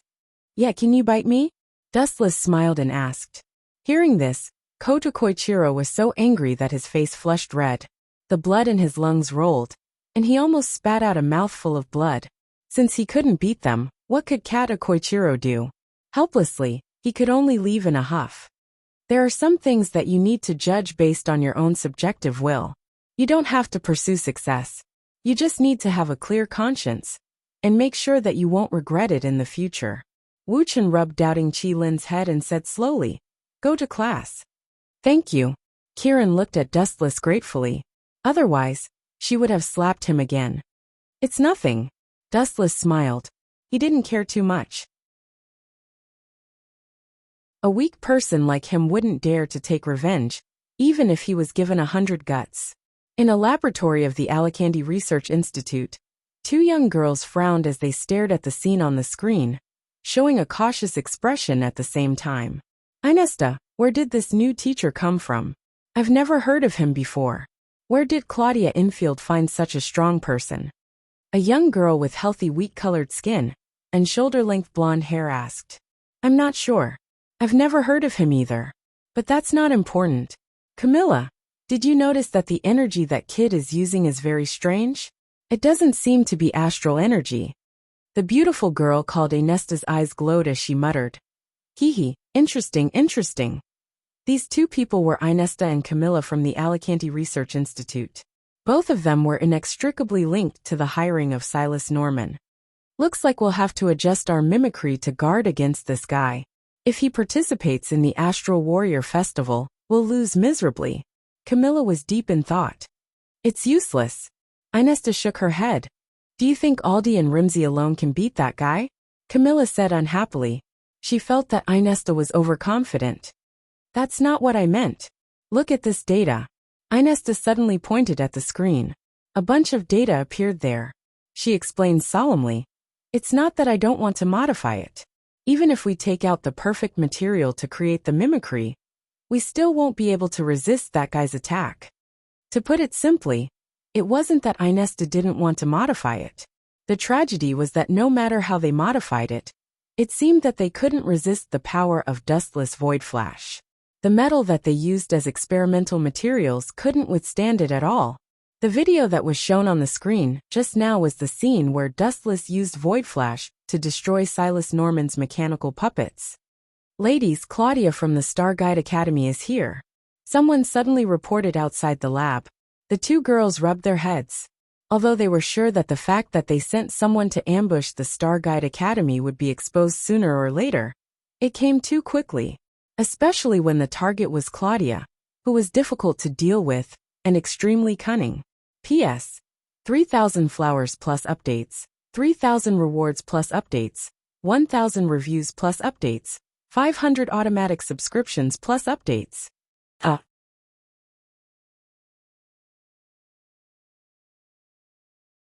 Chapter 16. You bastard, can't you change your conditions? Yushi and Hu Tao looked at each other. Looking at the pitiful state of Yu, they had the same opinion, that they should never sign the so-called master-servant contract. It was too dangerous. If they had the slightest thought of disobeying Dustless, the curse would be activated. It was a cheat-like ability that could not be avoided. You don't want to sign the contract? That's fine too, but... Buzz. Dustless's fingertips emitted a destructive light as he aimed at Hu Tao's head. If I use this move, your sister's head will have a hole.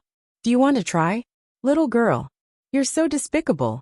Yushi's cheeks twitched as she stared at Dustless furiously.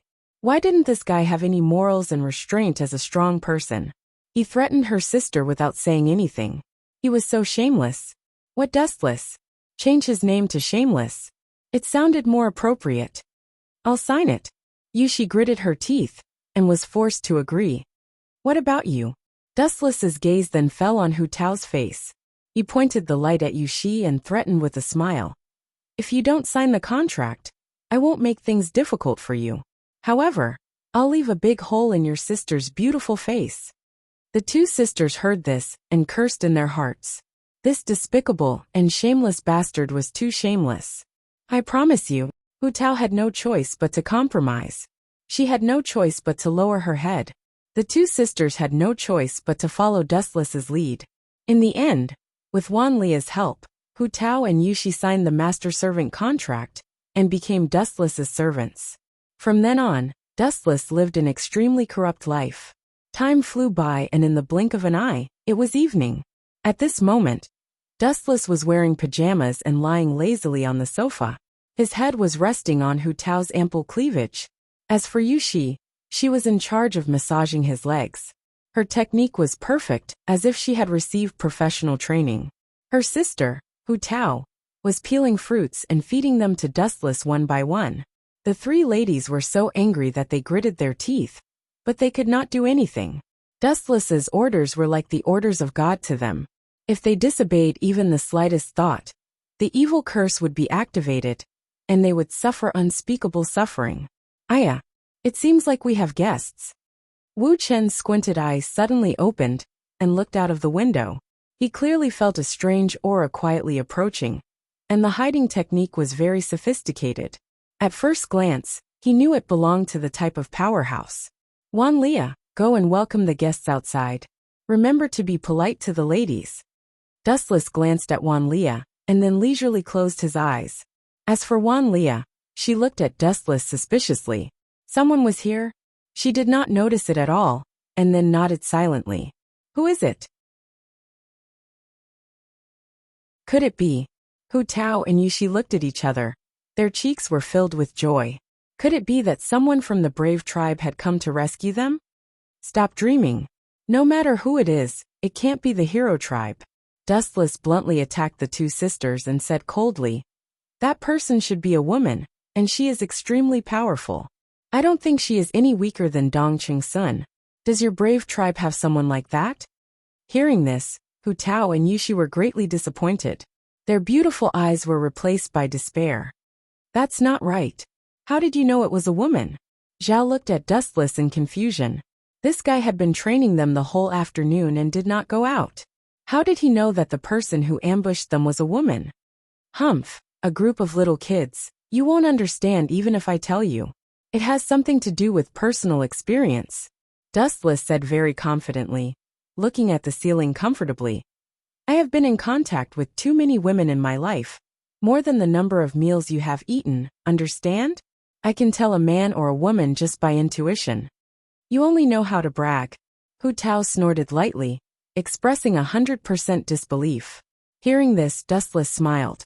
He was fooling the three women, but the person who came was indeed a woman. Although observation hockey can't distinguish the appearance of a human, the difference between the figure of a man and a woman can still be felt. This person is a woman, and through the perception of observation hockey, Dustless also knows that her chest is very big, even bigger than Nere's Koto's. She is strong and has a good figure. It shouldn't be her, right? In Dustless's mind, a beautiful woman wearing glasses and a white coat immediately popped up. Creak. Outside the bedroom, suddenly there was the sound of high-heeled shoes twisting. Dustless, Hu Tao, Yuki and Yuki all looked over. When they saw the person who came, both Yuki and Yuki were stunned and immediately exclaimed, Hasegawa-sensei? The person who was brought in by Wan Lia is the healthcare teacher of Yuki and Yuki's school, Hasegawa. Sure enough, it's her. Is she here for revenge? Dustless's eyes flashed and he closed his eyes again leisurely. I thought you would come in directly, but I didn't expect you to be so polite. Since you are not here to fight, sit down by yourself. Hasegawa's beautiful eyes looked at Dustless, seeing this guy holding left and right, living a G.O.D. like life, and said indifferently, more lustful and frivolous than I thought. You are really a pervert. Hee, lustful. Hearing this, Dustless laughed. Although he signed the master-servant contract, he didn't force the women to do anything excessive. How can he be related to perverts? Who are you here for? Dongqing Sen? Or Yuki and Yuki? Dustless asked and didn't hide it, saying bluntly, if it's for Dongqing Sun, then I'm sorry, that kid is dead. If it's for Yuki and Yuki, I'm very sorry, they are now my servants. As soon as his voice fell, Dustless felt an amazing hostility locked on him. Looking at the source, Hasegawa's beautiful eyes exuded a substantial chill, like a long knife stabbing at him. There was a light floating behind Hasegawa, and the terrible magic could even distort time and space. Even if there was no magic leakage, the whole house had begun to creak, and could collapse at any time. So strong! Yuki and Yuki's faces changed greatly, looking at Hasegawa in fear. This female sensei, who had always been gentle, was definitely a ruthless character.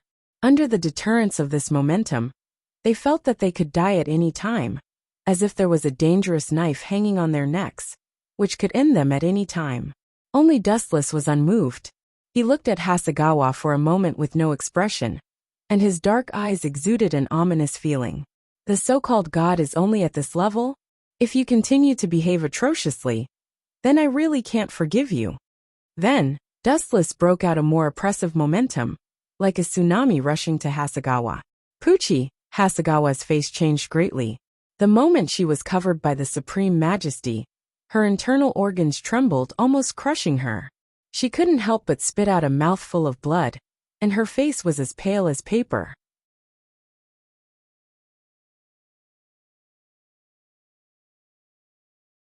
Chapter 17. What do you mean? Just say it. Ulysses frowned. She could feel that Dustless was implying something. Since this guy pointed out their weakness, he should be able to come up with a feasible solution. It's very simple.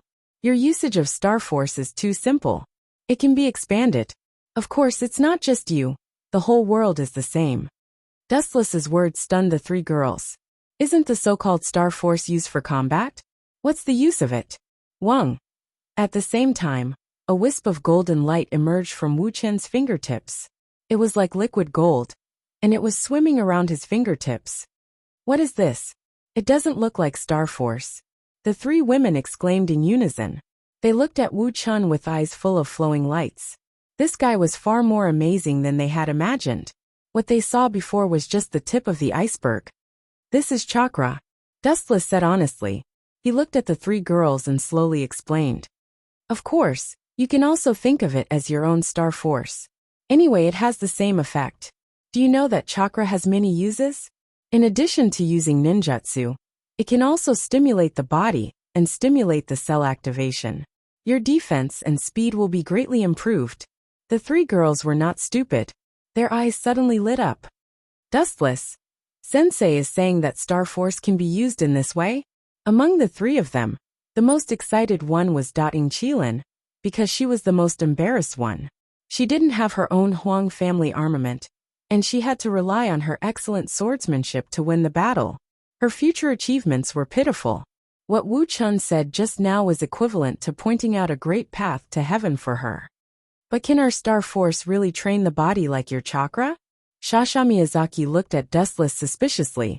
She felt that it was strange and unbelievable. Using the power of the stars to activate cells was something that had never been heard of before. It could be considered a fantasy. Of course. Dustless nodded. What he just said was actually the fourth Reikage chakra mode. It wasn't groundless. No matter what kind of energy it is, there are many ways of using it that can be expanded. After saying that, Dustless's body emitted a blue light that twirled around his fingertips. The ocean-like color was dreamy and illusory. This is spiritual pressure. It can also train the body's cells, Dustless explained. These words made the three women happy. They looked at each other, and the joy in their eyes was clearly visible. They looked at the person in front of them, and felt that he was as unfathomable as the sea. They had to admit that Dustless had opened a brand new door for them. All right, you guys can go back and figure it out yourselves. That's all I can say. Dustless waved his hand and ordered them to leave. He didn't have anything like star power, so he could only enlighten the three of them. Qilin, stay. Dustless added. Her. Yulis and Shashagong Shayi had a strange look on their faces. They exchanged glances with each other. Could it be that the two of them had an affair? I want to stay too, Yulis said stubbornly. Dustless rolled his eyes and asked snappily. You're staying? What's the matter? Can't I? Aren't you our teacher? If you want to teach, you should teach us together. Do you want to keep it to yourself? Yulis looked at Dustless with burning eyes. Shashagong Shayi also nodded lightly, as if she was determined to follow him. You two are really long-winded. Dustless didn't bother with the two and directly said to Kirin. Don't worry about them. Come with me. Dustless promised to teach Kirin personally, so he wouldn't lie to him. I'm sorry, two senpais. Doubting Qilin bowed slightly to the two, and then followed Dustless. These two bastards. Yulis stomped her foot angrily. She looked at the two leaving, and felt inexplicably unhappy. All this time, Yulis had naively thought that Dustless cared about her. After all, he had saved her time and time again. So she had developed an indescribable dependence on Dustless. But today, she realized that in Dustless's heart, she was just an ordinary student. There was no difference. It was Wu Chen's duty to save Yuli's in the past. After all, as her mentor, Wu Chen couldn't just watch as his student was killed. Then Senpai Dustless, won't the two senpais be angry? Kiran, who was weak and kind, asked worriedly. Angry? You think too much. That kid wanted to kill me before. Dustless shook his head indifferently. There was nothing between them. It was just an ordinary teacher-student relationship. Dustless then said to Kiran, show me your swordsmanship. Treat me as an enemy, and attack me with all your might. After hearing Dustless's words, Kiran naturally didn't hold back. She unsheathed her tachi, and attacked with an extremely tricky swordsmanship. Sky Mist Rindu had quietly left the Star Guide Academy. Who wants to see me? I don't know anyone. Sky Mist Rhinesoul was wearing a thick robe, revealing only his face. His face was filled with endless doubt. He was sitting alone in a quiet coffee shop. He was surrounded by unfamiliar faces, and he didn't recognize any of them. Just yesterday, Sky Mist Rindu suddenly received a letter. There was no signature, only an invitation to meet him. At first, Sky Mist Rindu wanted to refuse, but in the end the letter said, if you want to know about your sister, Sky Mist Rindu. Sky Mist Rindu's heart was hooked by this sentence. That was why he sneaked out to meet the letter. I didn't expect you to be so punctual. A calm voice suddenly resounded in Sky Mist Rindu's ears. This voice was extremely calm, as if it had already expected that Sky Mist Rindu would show up. The voice was very calm and relaxed. P.S. 3,000 flowers plus updates, 3,000 rewards plus updates, 1,000 comments plus updates, 500 automatic subscriptions plus updates.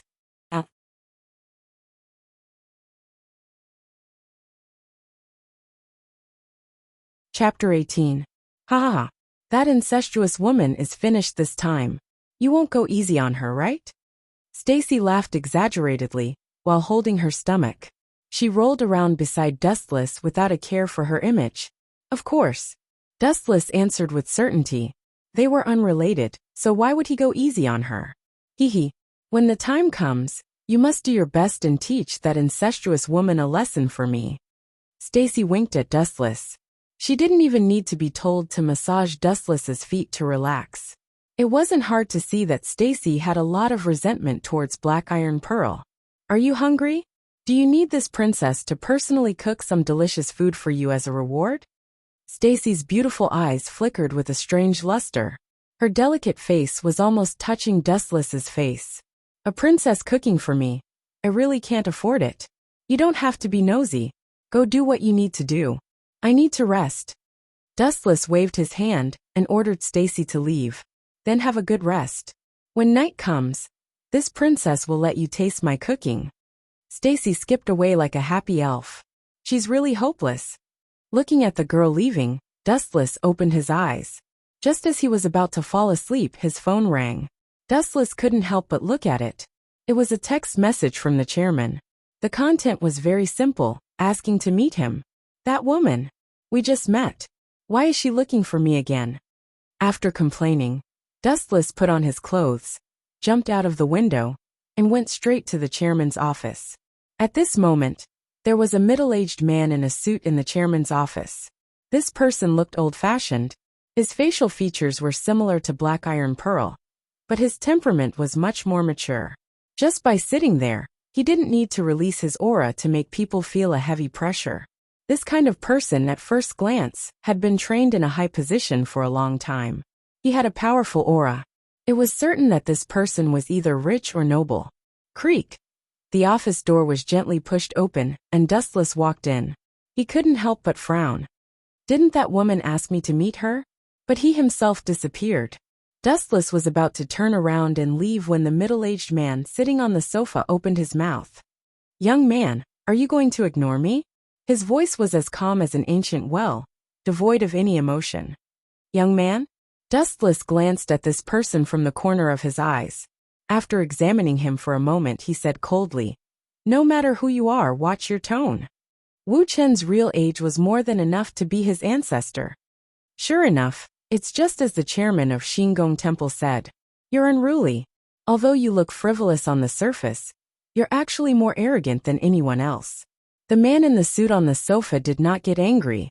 He introduced himself politely. My name is Eben Yen. I'm Eben Yan's father. I heard that you had some conflict with Eben Yen. Sorry. Hearing this, Dustless's expression eased a little. He asked directly, did you ask the chairman to call me here? We don't seem to know each other. And to some extent, we're quasi-enemies. After all, Dustless didn't have a good relationship with Eben Yen and Eben Yihue. You're exaggerating. There's no such thing as an enemy. Eben Yen smiled and said rather gently, I heard that your opponent tomorrow is Eben Yen. That's right. Dustless nodded and then added, if you want me to lose to her, then forget it. He Tian's expression froze. He took a deep breath and said, to tell you the truth, I've always thought highly of Zhu Xian. If you eliminate her in the first round, wouldn't that mean that you can't accept it? Our Eben family is a famous family in Japan. If people know about it, we'll lose face. If you want to blame someone, you can only blame her bad luck. Dustless said coldly. He had already understood Eben Yan's intention. He probably wanted him to go easy on Eben Yan. It was a beautiful idea, but it was absolutely impossible. Because once Dustless went easy on Eben Yan, it meant that he would lose. Although Dustless didn't care about the final result, he wanted to crush Eben Yihue's dignity in front of everyone. How could he lose to Eben Yan? Absolutely not. I heard that you seem to have a grudge against Yihue. Eben Yan looked at Dustless with burning eyes and suggested, I have a suggestion. Why don't you listen to it? I can use my power to make Yihue lose face, and even be kicked out of this school. The premise is that you have to lose to Eben Yan, and let her participate in the 7-Star Sword Dance Festival, as the representative of Shattering Military Academy. Eben Yan's eyes were shining with a strange light, like the bright moon. It seemed that he was sure that Dustless would agree. Are you serious? Dustless stared straight at Eben Yan. His tone was emotionless. Of course I'm serious. Why don't I tell you directly? I've been making things difficult for Yihue to graduate, but that kid's temper is too stubborn. He won't listen to me. Eben Yan said helplessly. Although your conditions are very attractive, my answer is, stop dreaming. Dustless squeezed out a sneer and said disdainfully, you think that without you, I can't make him lose face? Hilarious. Do I need to cooperate with someone like you? After that, Dustless left, leaving Eben Yan with a pale face. He clenched his fists. He didn't expect that Dustless would reject such a generous offer.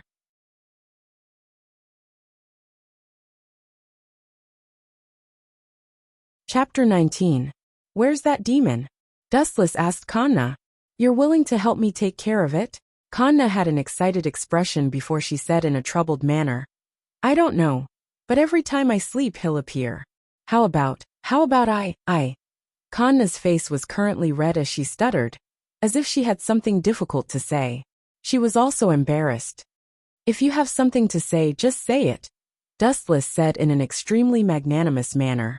How about I sleep at your place tonight? Or, how about you sleep at my place? That way, you might be able to see that mirror demon. Kanna lowered her head in embarrassment after saying this. It was quite difficult for a girl to make such a request. I hope you can understand. I had no other choice. Not only did that demon keep harassing me, he even threatened my parents and caused them to be hospitalized. I can't forgive him for that. Kanna raised her head and looked resolutely at Dustless. Her eyes were shining brightly. Even if she knew that she was dancing with the devil, she was still willing to give it a try. Your courage is commendable. You clearly know that we're all demons, yet you still dared to make such a request. Aren't you afraid that you're inviting a wolf into your home? No, you're currently in a wolf's den. We're all demons. Dustless revealed his 10 black tails right after he finished speaking. His tails were swaying eerily like pythons, causing Kanna to uncontrollably shiver. I know, but I have no other choice. Kanna chuckled wryly as she explained. The reason why I believe in you is because Nuliang-sen saved me once when I was young. Ever since then, I've felt that there really are demons in this world. But there are also good and bad demons. Just like humans, if there are bad demons, there will also be good demons. There are also good demons and bad demons. In other words, you're treating us as good demons? Since that's what you think, I'll be a good demon as well. Why don't you sleep at my place tonight? If that mirror demon really does appear, I'll destroy him. Dustless's eyes flashed coldly. Thank you for your generosity. Hearing this, Parent Kanna repeatedly bowed to Dustless in thanks. She didn't need anyone else to be polite. She walked over to the bedroom next to the cherry blossom tree. After entering the room, the young girl looked around like a curious baby. She even calmly picked up some pastries in the room and began to eat them. These were all made by the Snow Maidens, and they were extremely delicious. Are all humans so bold these days? It's fine if she's not afraid when she's in a monster's house, but she's even eating that thing casually. Isn't she afraid that it's a pastry made from human brains? Dustless commented in confusion. He carefully observed Kanna's expression, which was natural and casual. She didn't seem afraid at all. Didn't she just say that she's treating us like good demons? This human girl is truly a strange one. The hairy prostitute blinked her beautiful eyes as she looked at Kanna's parents with interest. I hope it won't be too boring tonight. Dustless once again laid down on Prostitute Mao's jade-like legs. It was still early, so he decided to take a nap. It's been so long. Why hasn't she come out yet? A petite girl had an anxious expression as she paced back and forth in front of Nuliang Group's main entrance. She was none other than Yuro Hanacoin. After learning of Lu Xiong Nuliang's identity, she had been secretly observing Nuliang Group. In the process of doing so, she coincidentally saw Kanna enter Nuliang Group. She directly entered Nuliang Group, and Yuro Hanacoin didn't even have a chance to stop her. That was because Nuliang Group was nearby. If Yuro Hanacoin stood up at this time, the demons in Nuliang Group would know that someone was watching them, and she would be implicated. That was why Yuro Hanacoin could only watch as Kanna entered Nuliang Group. I'll sneak in when it's dark. Yuro Hanacoin secretly decided that Nuliang Group was heavily guarded right now. Sneaking in would be suicide. The wait was incredibly long. Yuro Hanacoin snuck into Nuliang Group before it was even dark. She went door to door to search for Kanna's whereabouts. Could she have been eaten by one of those crazy demons? After searching for more than 1.5 hours, Yuro Hanacoin was gradually getting impatient. She had searched most of the rooms, but there was no one there. There's only one room left. Yuro Hanacoin was rather absent-minded as she looked at the closed sliding door next to the cherry blossom tree. She was quite familiar with that place. Last time, she met Dustless here. However, Yuro Hanacoin found it difficult to accept that this gentle man, who sometimes seemed like a scholar, was actually a demon. It was highly likely that he was a high-level member of Nuliang Group. Let's go take a look. Yuro Hanacoin quietly approached with light steps. She was as light as a dragonfly skimming the surface of the water, making it difficult for anyone to notice her. Knock knock knock. Yuro Hanacoin lightly knocked on the sliding door a few times. After more than 10 seconds of silence, she smiled faintly and thought to herself, very good, there's no one here. Whoosh. Yuro Hanacoin didn't even think about it, as she directly opened the sliding door. However, the scene that greeted her stunned her. What exactly are you guys doing? Yuro Hanacoin looked around and saw that Dustless was leaning over the table and drinking tea. Kanna was sleeping right next to him. Her sleeping face was incredibly sweet and cute. What shocked Yuro the most was that Kanna was even snoring, and there was even saliva dripping out of her mouth. Yuro Hanacoin's worldview was instantly destroyed. Is this still the dignified and beautiful Kanna from before? There's a powerful demon right next to you. You're sleeping so soundly that you don't even know if you're going to be eaten. Yuro, don't make such an exaggerated expression. The night is still young. Come sit down and drink some tea with me. Dustless pointed at the seat across from him and smiled faintly. His expression was calm, as if he was looking at one of his own.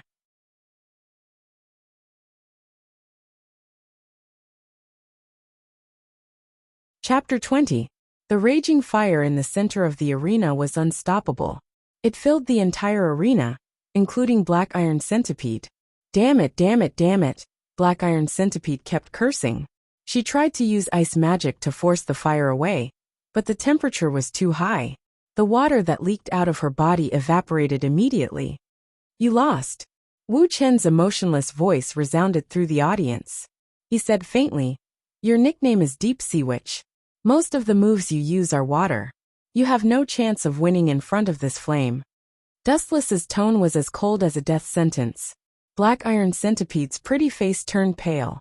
Water could suppress fire, but fire could also suppress water. Dustless's fire skills were obviously better, and Black Iron Centipede was suppressed. I admit defeat. Black Iron Centipede gritted her teeth and admitted defeat reluctantly. She had no choice but to admit defeat. The fire around her was like a cage. Black Iron Centipede couldn't move an inch, and her water moves would be evaporated immediately. So boring. After the referee announced the winner, Dustless left alone. The next match was between Eben and Kurihara Shizuki, but it seemed that he would have to wait until the afternoon. Dustless wasn't interested in watching. It would probably be like the original work. Eben would be beaten up, and then Kurihara Shizuki would be killed. There was no one in the hallway of the dorm. Dustless put his hands behind his head and hummed along the way. Tap, tap, tap, tap.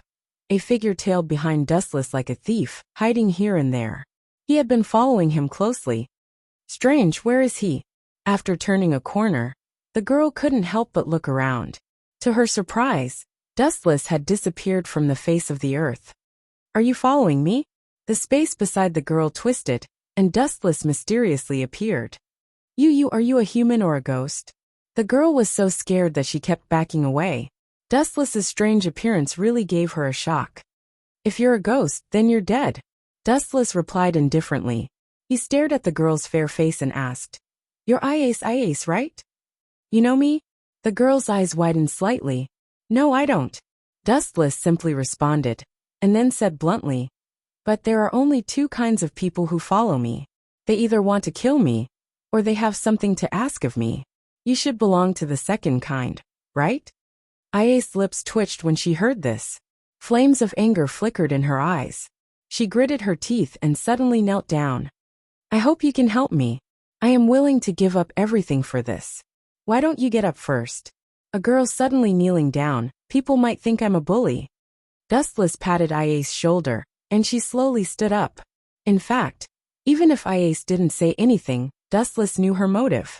He asked, you want me to increase your strength, right?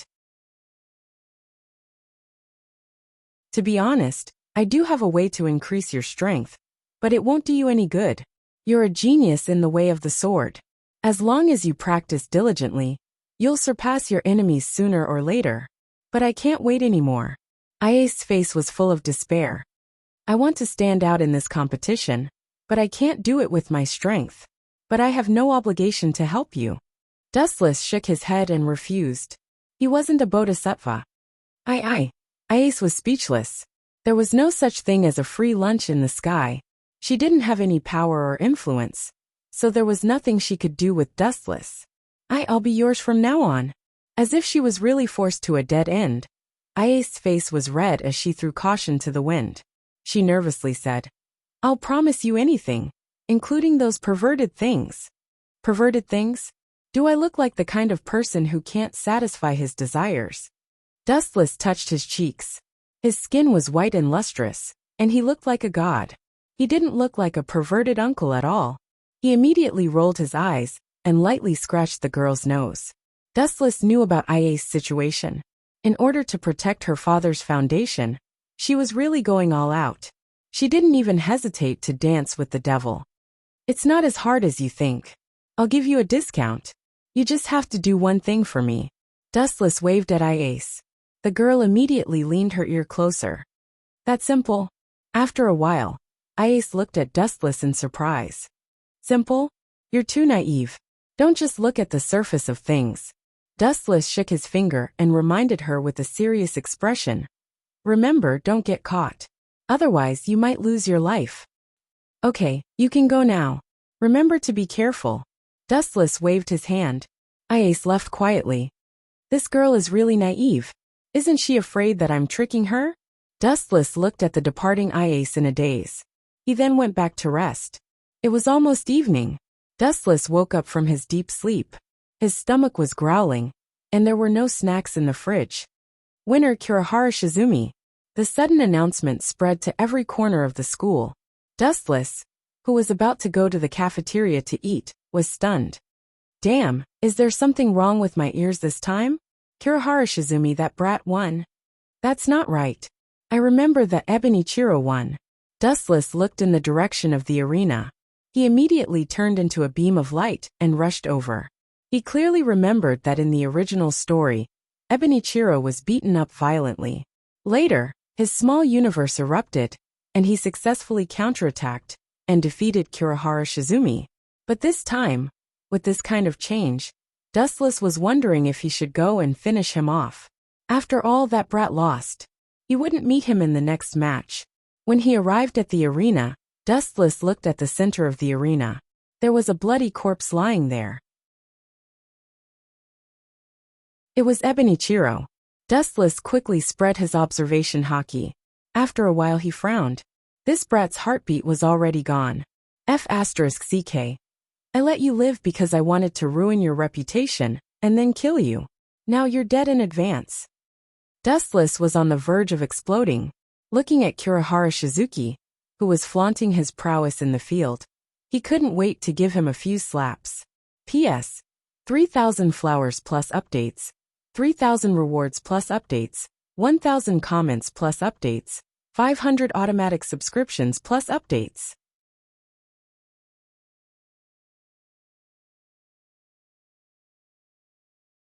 Chapter 21. Bang Boom Boom Boom. The power of Snowblast's punch was not bad. That seemingly weak fist exploded with a powerful energy wave and sent Mosquito Girl flying into the sky. Crack! That sharp and steel-like stinger also broke with a snap. Mosquito Girl looked at Snowblast in surprise. This woman had such a physical skill? Such powerful strength was not something a woman could possess. Furthermore, it was displayed by a human. Mosquito Girl was indeed shocked. Humph! Snowblast snorted arrogantly. After following Dustless for a while, she had to go through all kinds of crazy hellish training every day. Although there was still a long way to go before she could break through the limiter, her physical fitness had improved tremendously. It was a world of difference from before. Have fun with her, Snowblast. Dustless picked up a blade of grass from somewhere and held it in his mouth. His expression was frivolous, as if he already knew the result. Go to hell, human. The enraged Mosquito Girl turned and charged at Snowblast. The two of them were soon engaged in a fierce battle. Their attacks were exchanged and both wanted to kill the other. Bang bang bang, boom boom boom ka ka ka. Not long after, a series of fierce battles began. The sound of explosions could be heard everywhere. Mosquito Girl was humiliated by her injury, so she used all of her strength to fight. Snowstorm also used all of his strength. If it was in the past, Snowflake would definitely be defeated by Mosquito Girl. He might even be killed instantly. After all, Mosquito Girl's strength was not bad. In the past, Snowflake was only the number 1 in B class. However, after following Dustless for a while, he did not give much advice on abilities. However, when it came to physical skills, Dustless gave crucial advice. Snowblast also increased her physical fitness, which was why she was able to suppress Mosquito Girl. Snowblast's explosive power was not any weaker than some strange people. Boom boom boom. The fierce battle continued. Although both sides won and lost, Snowblast also had wounds on her body. However, Mosquito Girl was even worse. Her left arm was broken, and one of her eyes was blinded. Other than that, there were other injuries on her body. Overall, Snowblast still had the upper hand. Rumble! There was another deafening explosion. Snowstorm's attack was effective again. Mosquito Girl was blown away. Her body smashed into a 20-story building. She spat out a lot of blood and pain. The building collapsed, and Mosquito Girl was buried under the rubble. Nothing happened for a long time. Ah, you're finally at your limit? Dustless, who was leaning against the corner of the wall, couldn't help but look over. Although there were layers of ruins, through the perception of observation haki, she clearly found that Mosquito Girl was on the verge of death. It's almost over. Snowflake, that mosquito isn't going to last much longer, Dustless said as he looked at the sweaty Snowflake. He took out a bottle of water from his pocket and tossed it to Snowflake. Gulp, gulp, gulp. After unscrewing the cap, Snowflake immediately began to gulp down the water. The whole bottle was emptied in about 10 seconds. She had used up a lot of stamina from the previous battle. That's it. This mosquito girl is also a useless piece of trash. Blowing Snow shook his fist and mumbled, I'm not serious yet. Is that so? Dustless's eyes suddenly narrowed and asked with a smile. You mean, you still want to play with her? Snowflake. Yes, I've been focusing on my physical fitness these days. I haven't found any suitable opponents. This mosquito girl is good, but unfortunately, she's not going to last much longer. Snowflake felt it was a pity. People's attitudes always change unconsciously.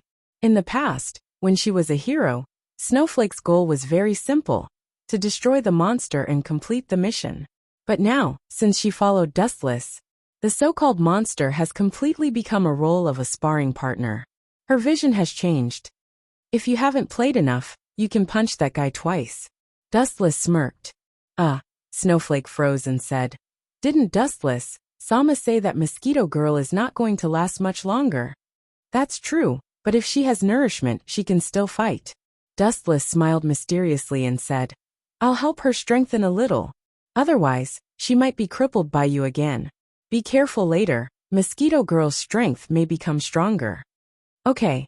Snowblowing nodded heavily. He still looked incomparably confident.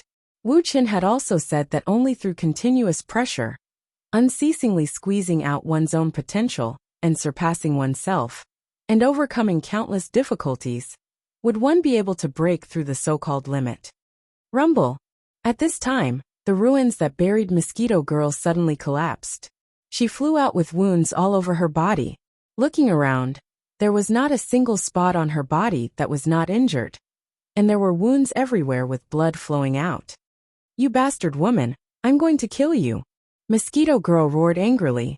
Her eyes were bloodshot, and she wished she could swallow Snowflake whole. It was a disgrace.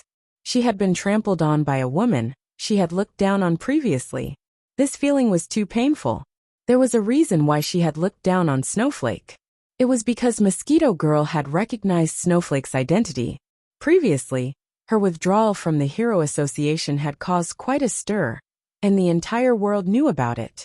After all, she was Tornado's sister. It was impossible for her to not be noticed. Mosquito Girl also had a certain understanding of Snowflake, and knew that she was the #1 hero in B rank.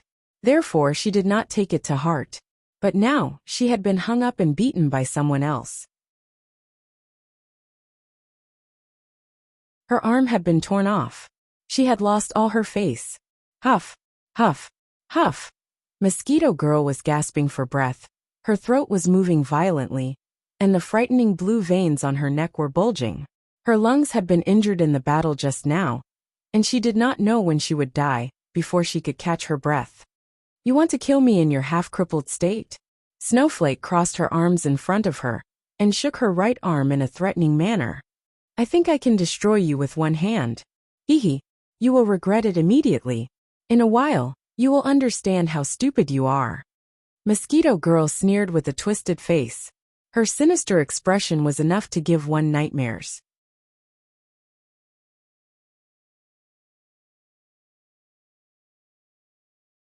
Chapter 22. A few years had passed, but Principal Margaret could still remember that the difference in strength between the students taught by Dustless and those who had never been taught was like heaven and earth. This was reflected vividly in Shadalisa. Jainisa, who was ranked second in the second year, had never been taught by Dustless. In the end, she was just a small fry who could be defeated in a single blow. It's time to announce the winner, said Principal Margaret. Shadalisa was the only one left in the second year, so it went without saying who the final winner would be. About half an hour later, the competition was over. Shadalisa had just walked out of the venue when she ran into Dustless and Violet, who had been waiting for her for a long time.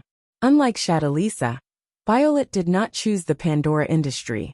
Instead, he chose to take over the family business. In a short period of time, the Bridget family became a superpower in the world's business, infiltrating various businesses in various countries. Sister? With brother? Shadalisa noticed the two of them, and a warm smile bloomed on her cold face as she threw herself into Violet's arms. This scene stunned many people, and their eyes widened. When did the Queen of Exquisite Contact become so approachable? What a miracle! Didn't I say it before? How many times have I said it? You're not allowed to call me brother. Dustless flicked Shadalisa's forehead in annoyance. Because of his youthful appearance, he had always maintained the appearance of an 18-year-old to a 20-year-old, and Shadalisa had always treated him like an older brother. Hee. Shadalisa rubbed her head and giggled. She blinked her big eyes and said, "Am I supposed to call you old man?" "Forget it, up to you." Dustless could not be bothered to argue and said bluntly, "Speaking of which, do you feel any discomfort in your body?" Dustless's cells were not something that could be easily controlled. It was just like how only a few people could transplant Hashirama's cells. If there's a flaw, it's that it's too explosive.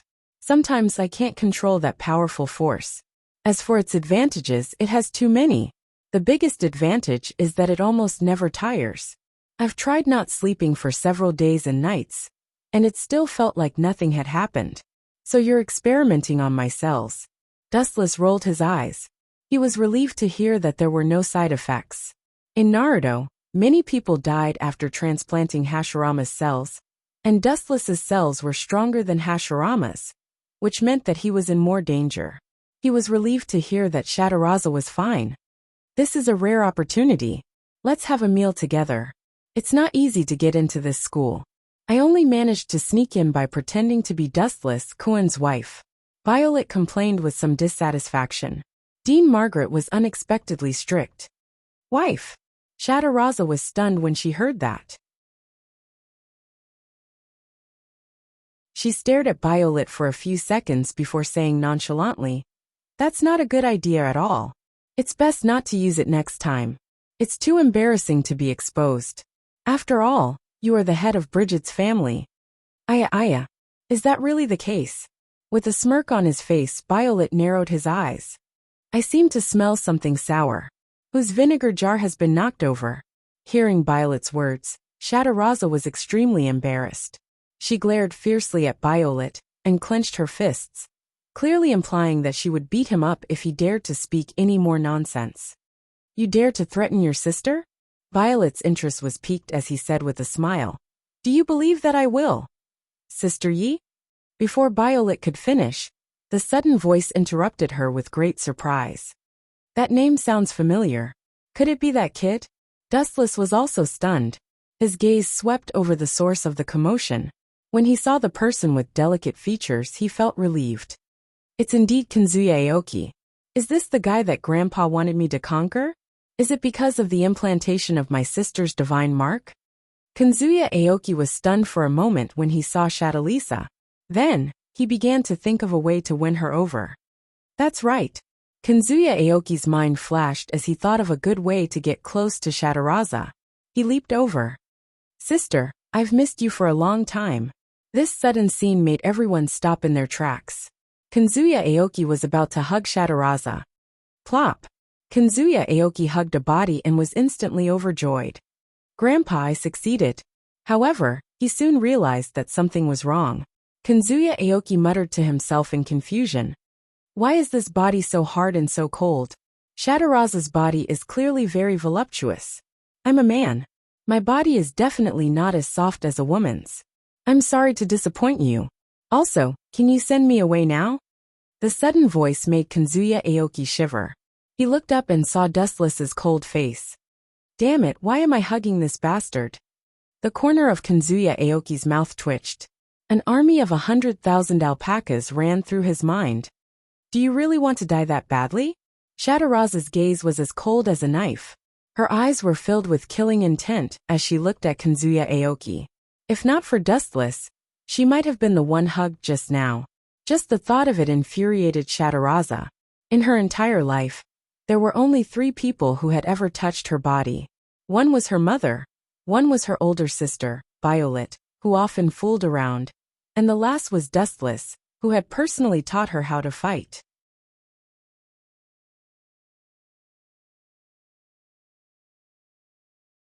Chapter 23. Swoosh swoosh swoosh.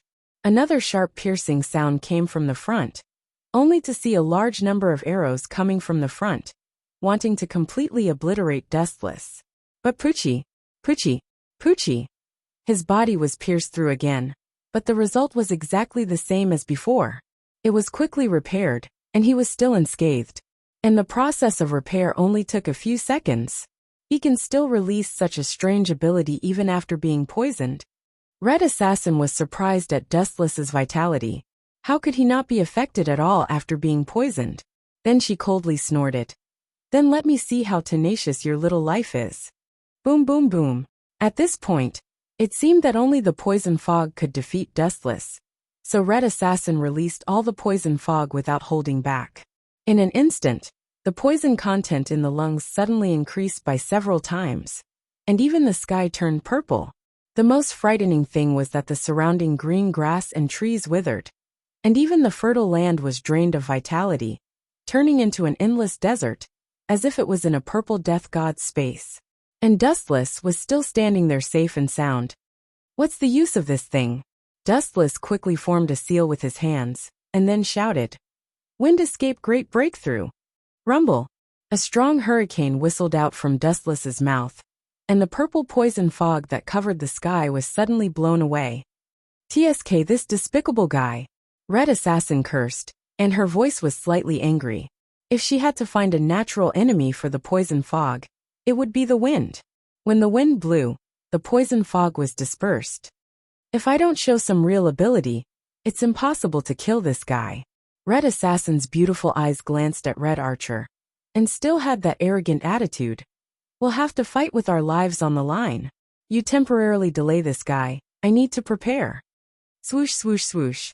After saying that, without waiting for Red Archer's decision, Red Assassin disappeared. This arrogant woman really thinks of herself as a queen. Archer's expression was unhappy, and his tone was also very unhappy. Listening to Assassin's tone, it was as if she was ordering him around like a subordinate. The Empress of Assyria is worrying too much. Dustless spoke with fervor and assurance. He said in a rather evil manner, this woman's personality is too arrogant. It should be very interesting to trample on this kind of woman's dignity. Do you think that if I let her use all her strength to unleash her ultimate move, and then easily destroy it, would that woman's expression be very interesting? You. Archer's body trembled, and he felt an inexplicable chill. Was this guy looking forward to it? Even though she was repulsed by Assassin's arrogance that day, she understood that Assassin had the strength and capital to do so. Rumble. A large number of mud walls rose from the ground in all directions, forming a wall that was dozens of meters tall. Assassin then reinforced the wall with her own mana, forming a barrier. It could be said that the wall was impenetrable. Boom boom boom. Not long after, a large amount of thick purple fog drifted out from the sealed space. The smell was even stronger and more intense than the previous one. Dustless's expression did not change, and he was completely unaffected. He stood there calmly. But, cough cough cough. Red Archer coughed violently, and a few mouthfuls of bright red blood came out from her mouth. She almost roared. You insidious woman. Are you planning to kill me too? Red Archer trembled with anger. This woman was truly vicious. She even killed her own teammate? Isn't that normal? However, Wuxia explained calmly. For her, you who know the truth seems to be a hindrance. She may even fight with her after the matter is over. So, it's better to find a chance to kill you too. If I'm dead, there's almost nothing in the black side's heroic spirit that can threaten her. The assistance of you heroic spirits is also insignificant. With Red Assassin's strength, she could almost wipe out everything. Assassin! Archer's angry voice echoed in the sealed space, and no one responded. The strong would only use their fists to crush everything as a response. Only the weak would moan for no reason. Archer! Assassin's mocking voice also rang out. She said slowly, I'm really sorry. There's only one holy grail, and too many heroic spirits will be a hindrance. It's better for some of them to die early, don't you think? Anyway, we'll still have to fight after defeating the black heroic spirits.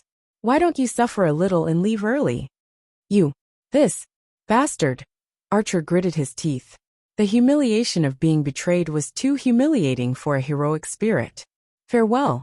In the sealed space, a mysterious magic circle appeared in the void.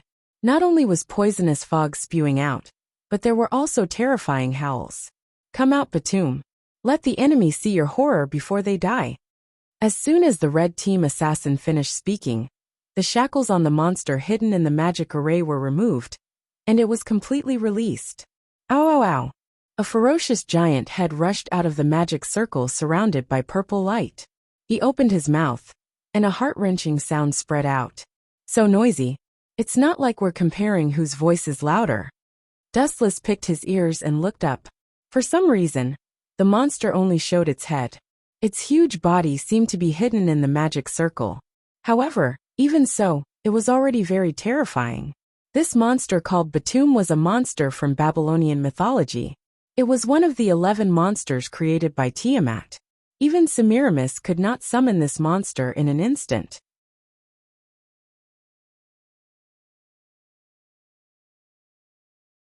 Chapter 24. This, how is this possible? Everyone's eyes widened to the extreme. Their eyes were as big as copper, and they were all in a daze. This guy can ignore my pure ice domain?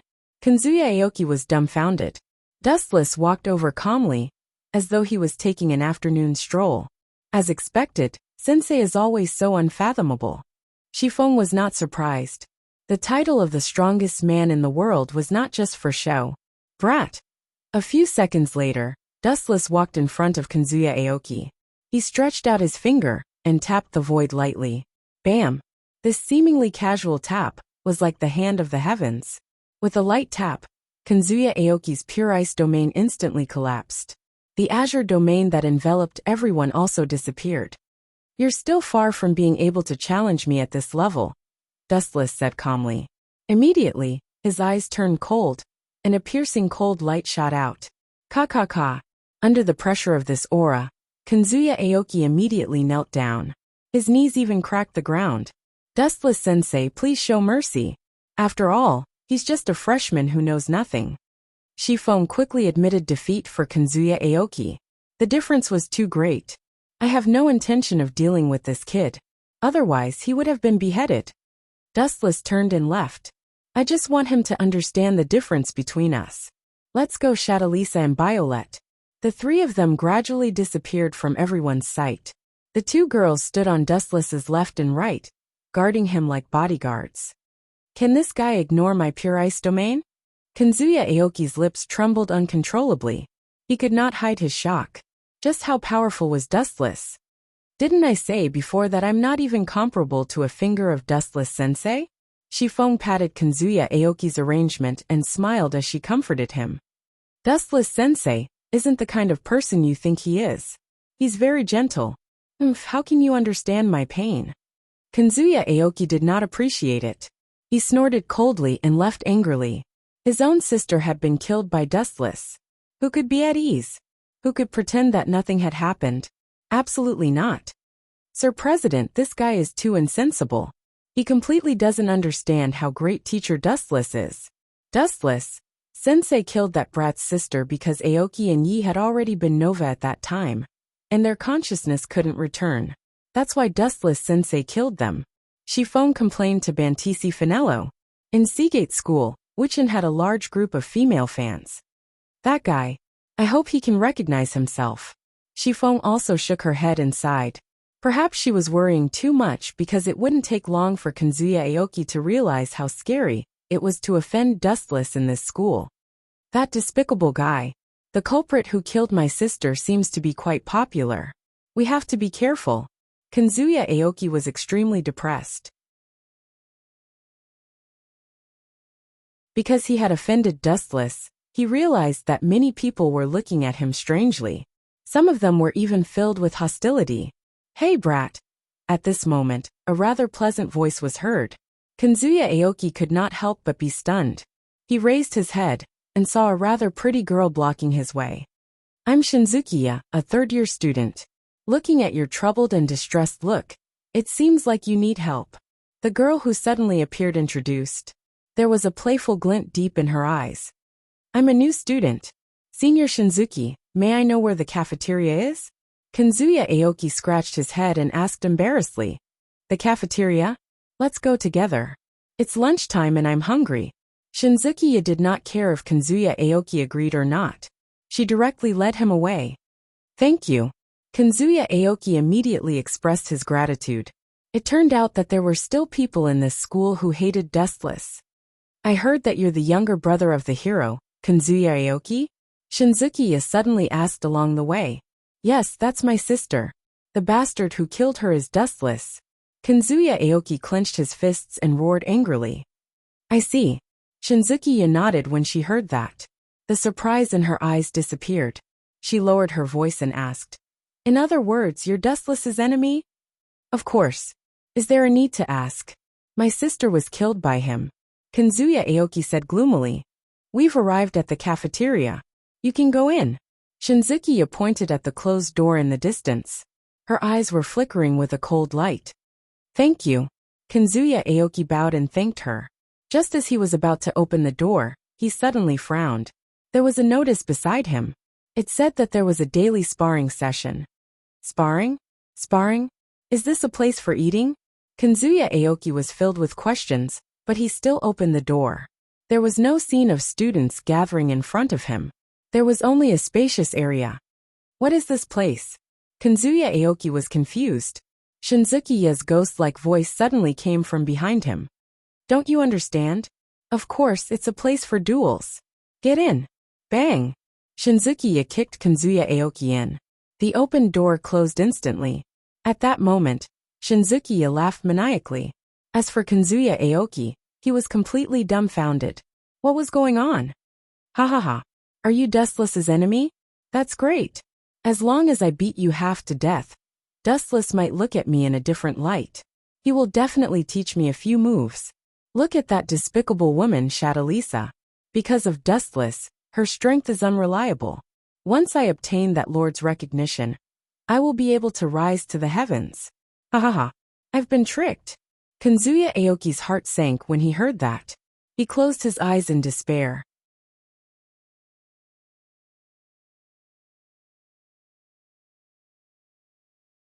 Chapter 25. Seeing the shiny sand wrapping around him, Dustless didn't dodge and let the sand wrap around him. He closed his eyes indifferently. Facing such a desperate situation, he didn't show any fear. However, Dustless's calm appearance had a different meaning in the eyes of others. Waste. I went out for a while, and a supply force of hundreds of ninjas was annihilated in less than half an hour. A group of useless things. The voice of the newcomer was imposing. His aura was calm and powerful. His body was sturdy, his skin was dark, and his majestic voice lingered in the sky. The sound of chakra stirred up a circle of ripples in the sky. But it was a monk. They were annihilated by such a little kid. How dare you? The face of the sand village is lost because of you. Looking at Dustless, who was instantly subdued by his ninjutsu, the thin monk's mouth raised a touch of disdain. He immediately looked around at the broken limbs. His cold eyes didn't show the slightest mercy. Instead, he mercilessly scolded. Clang, clang, clang. A roar similar to the collision of steel sounded. The burly man subconsciously looked up and saw that it was the sound that came from Dustless. Not bad, you didn't die. I didn't expect a waste like you to have some skills. The hunchbacked monk had a faint smile on his face. He crossed his arms in front of him and looked at Wu Qin, who was wrapped in golden sand, with great interest. His face was full of expectation and curiosity. It was not hard to see that he really hoped that Wu Qin could break free. It seemed that he was looking forward to Dustless's performance. It was like a cat playing with a mouse. Boom! The golden sand that surrounded Dustless burst open in an instant and scattered in all directions. Dustless was intact and exposed to the air. He looked straight forward and saw the mysterious person looking at him with a playful face. His brows suddenly frowned.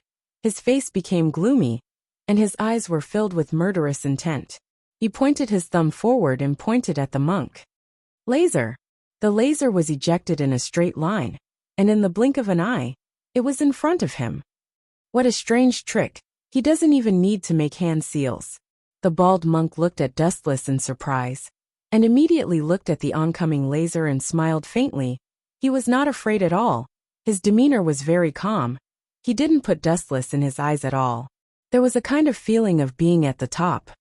Son of a bitch, taking advantage of your seniority. I will make you cry later. The corner of Dustless's mouth twitched fiercely, looking at the calm and composed old charcoal in front of him. Dustless was so angry that his nose was crooked. At the same time, he secretly raised his guard. This guy's origin was mysterious. There were only 4 known people in this world who could use the magnetic escape. Boom! Just as the light beam was about to penetrate the monk, a thick layer of sand suddenly stood in front of him, blocking Wu Chen's attack. Little brat, what's your name? My name is Finfu. After removing the metal sand in front of him, Finfu raised his head and said in a proud tone, looking down at Dustless like a proud rooster. Shut up, who do you think you are? I have never heard of your name, which means you are a fake. If you are a fake, you should have the awareness of being a fake, especially an ugly son of a bitch like you who has no human rights. You have no right to know my name. Dustless, who had a stomach full of anger, immediately began to attack with his mouth, using the most vicious words he could think of. You said I am ugly? The old monk called Finfu's mouth twitched fiercely. He didn't understand Dustless's words. But when he heard the words, an ugly son of a bitch like you who has no human rights, he was instantly enraged. Chakra was so angry that he went berserk. Finfu's old face was burning. Dustless's vicious words made him feel worse than if he was beaten up. Go to hell. Finfu's eyes were red, full of anger. His thin body suddenly burst out. But his palm was huge, comparable to a bear's paw, and grabbed Dustless's neck with a ferocious smile on his face.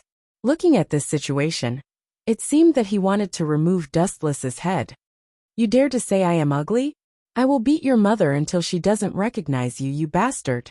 Finfu roared to the sky, seeing Dustless was motionless, and he was about to succeed. His voice was full of endless joy, and the smile on his face was as scary as a ghost.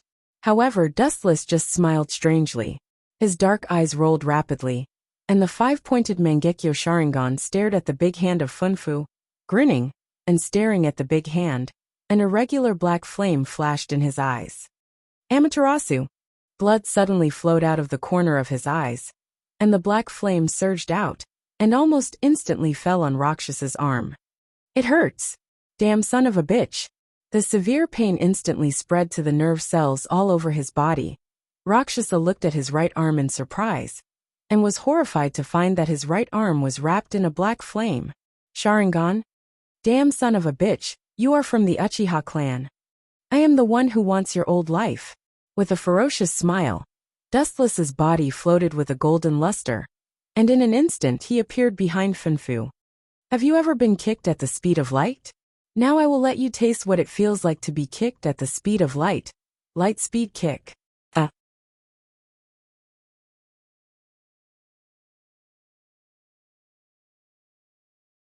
Chapter 26. In this battle, other than Dustless becoming famous, Ice also received a lot of attention. How is this possible? At this moment, the audience on Ice's side was stunned. This girl, who usually kept a low profile, had displayed an extremely powerful combat strength. How is this possible? Why is it impossible? Ice said faintly. She only used one hand to lightly grab her opponent's inherent spiritual equipment with pure strength. This girl, the director, was also very cautious. Although it was possible for her to become stronger, how old was Ice? Moreover, this girl's performance was not outstanding before. You did it. The director looked at Dustless, who was beside her. Why do you suspect that I did it? Wu Chen asked indifferently. Because someone saw you sneaking into Ice's place at night, and reported it to me. The director said truthfully. It was that little girl Stacy who secretly followed me, right? Dustless didn't know whether to laugh or cry. He said with certainty. She must have said that I was peeping on a beauty. You know her well. The director nodded slightly. It could be considered that she agreed with Dustless's words. Stacy did report it, but the director didn't care. Ice didn't complain about Dustless, so what right did she have to say it? Maybe it was because both of them liked each other. That's right, it was indeed my masterpiece. How is it? Very strong, right? Dustless said with a hint of pride. How did you do it? The director looked at Dustless in astonishment. Her beautiful eyes were filled with horror. Since ancient times, no matter what one did, one had to do it step by step. It was the same for the Slayer. If one wanted to become stronger, they had to constantly train and increase their own strength. However, Ai's appearance broke everyone's understanding. This girl's combat strength can now easily defeat the #1 Dongtang Daohua. Dustless said calmly as if he was describing a trivial matter. No way. She improved so much. The director's mouth was wide open. Her beautiful eyes were shining brightly. What kind of changes did I's go through to evolve to such a shocking level? Don't get carried away. In the center of the arena, I's opponent seemed to be enraged.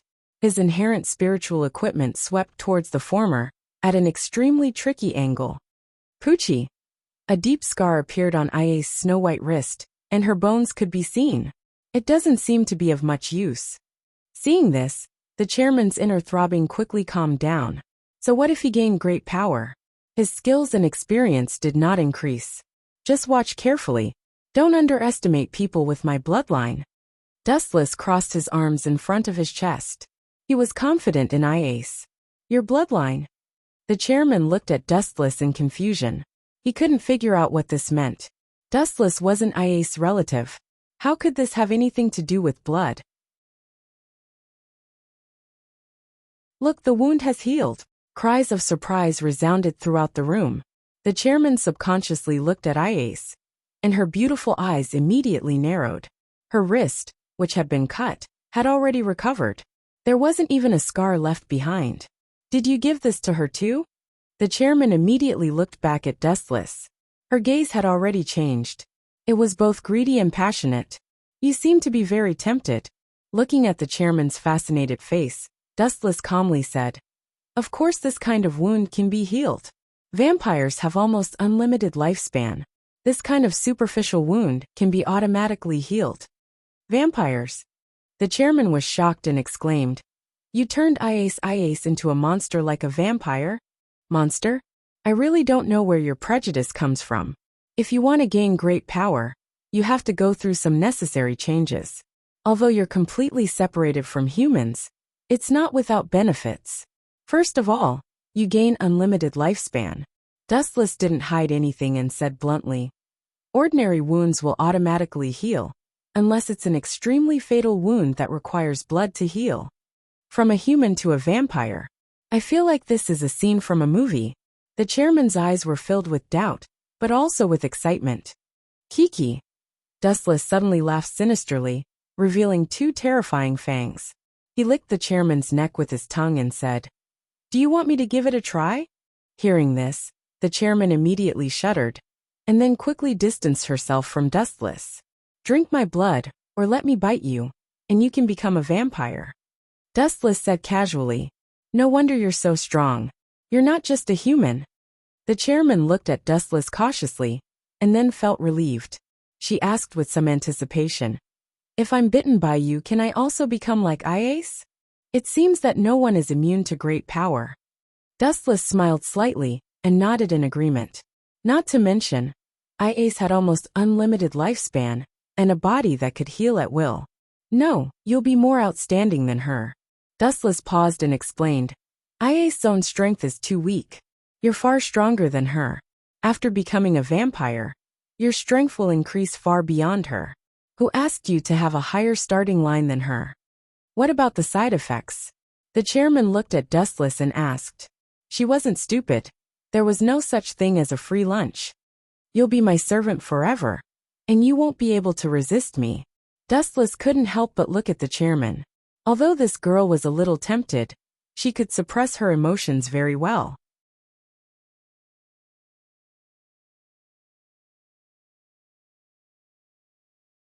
Chapter 27. Dustless's words were like a bolt from the blue, exploding. Monk Funfu was stunned, and Shikaku in his spiritual world was also stunned. It wasn't until a long time later that Shikaku recovered and began to curse without hesitation. Fuck, Don't use your Sharingan. I promise I won't kill you. In Funfu's spiritual world, Shikaka flew into a rage, and his already ferocious and scary raccoon head became even scarier. Murderous intent broke out like a flood, attacking his reason. Don't get carried away. Lawless kid. Do you think you are invincible after opening Manjikyu Sharingan? It's just a pair of eyes that can only play with Jinjutsu. Funfu was angry again and again, looking at Dustless with disdain. Manjikyu Sharingan is famous for its Jinjutsu. This is well known. But it's just a higher form of the three-tomo Sharingan. At most, it's more powerful than the three-tomo Sharingan. Dustless shook his head. Seeing this, he knew that Funfu didn't understand the Manjikyu Sharingan. So he wasn't surprised at all. Since Uchiha Madara and Uchiha Izuna, almost no one has opened Manjikyu Sharingan for nearly 100 years, and most people's understanding of the Uchiha stopped at the three-tomo Sharingan. In that case, I will let you understand the power of the real Manjikyu Sharingan. The killing intent burst out. Suddenly, a ripple swept out of Wu Chen's pupils. His body also rose with an incomparably evil golden chakra. That terrible emotion of destruction chakra was no worse than the chakra of the tailed beast catastrophe incarnation. This is not Jinjutsu. And what's with that disturbing chakra? Funfu stared at the solid evil chakra on Dustless, and suddenly felt a throbbing in his soul. Looking at the terrifying scarlet eyes of Dustless, Funfu felt like he was being stared at by a tailed beast, and he lost the will to fight. Even if it's an ordinary skeleton, you are afraid to this extent? It's funny to see such a timid Jinchuriki like you. I'm afraid you're the first one. Looking at the Rakshasa who was drenched in sweat and fearful, Dustless could not help but sneer. His pupils suddenly dilated, and chakra erupted from all over his body. Kinsusanu, the solid chakra quickly condensed and combined. Under Funfu's surprised gaze, a giant skeleton made of solid chakra was born. Bunpuku was so shocked that he was almost petrified. Wasn't it said that the Sharingan specialized in Jinjutsu? What did this mean? Things will move in the opposite direction when they reach an extreme. Don't look so surprised. This is just a newborn Kinsusanu. It's still far from that. Kinsusanu condense. As Dustless's voice fell, behind the skeleton Kinsusanu, thick chakra once again swept up, and countless meridians and blood vessels were slowly formed, holding a slender ancient sword, and wearing the Tengu armor. What the hell is this thing? Taking a deep breath, Funfu's pupils were gloomy, and he desperately looked at the giant chakra that covered the sky. The majestic and oppressive chakra almost made him delirious. This is the Kinsusanu of the Uchiha clan. It's really amazing. That kid has opened the Manjikyu Sharingan, and he has mastered this technique that can be called the power of the gods. He really has the strength to fight me head-on. In Rakshasa's spiritual world, Ichibi Shikaka muttered to himself, and his tone was no longer as arrogant and unrestrained as before. Instead, it was replaced by an unprecedented seriousness, and at the same time, it was unusually heavy. And what made Shikaka most concerned was that Kinsusanu was obviously not ordinary. This is obviously a mature Kinsusanu. How can it be so big? Shikaka's face was black, and he was very speechless. It was obviously a mature Kinsusanu, and it wasn't the ultimate Kinsusanu, but its body size was twice as big as other mature Kinsusanu. Can it be called the power of the gods? Although Shikaka didn't understand it for a long time, but the power of the gods made him feel desperate, indicating that Kinsusanu has surpassed the limit of ninjutsu. Kinsusanu symbolizes destruction. As long as you see it once, you will inevitably die. One slash can cut off everything, and its power is comparable to that of a bijou, Dustless lightly explained. Although his Kinsusanu was only a mature Kinsusanu, its size was twice as big as Itachi, and its ability was naturally much stronger. At the same time, his body was extremely uncomfortable, and his bones were stinging as if they were being pricked by needles. His vision suddenly blurred, and his spirit was extremely tired. Damn, is this the side effect of Kinsusanu? Before, when I used Amaterasu and Tsukuyomi, I didn't feel too strong, but I didn't expect Kinsusanu to be so exhausting. It seems that I have to end this quickly. Staring at Shikaku, Dustless controlled Kinsisanu to move forward, and he felt tired all over his body, and his killing intent became stronger. The dark straight shadow covered the earth, and the sharp shadow refracted by the shadow made Shikaku's whole body extremely painful, and inevitably, he subconsciously looked at Dustless. Kinsisanu's long katana was raised high, like a guillotine, and the person who was about to be beheaded wasn't Shikaku himself, but the whole earth. Boom! Like a god's attack, the earth suddenly burst open, and a dark crack suddenly appeared on the perfect earth, and the narrow crack extended infinitely more than 100 meters, and the bottom couldn't be seen. Even the flow of air was cut off by Dustless's Kinsisanu. Under one slash, the sky was so small, and the earth was so fragile.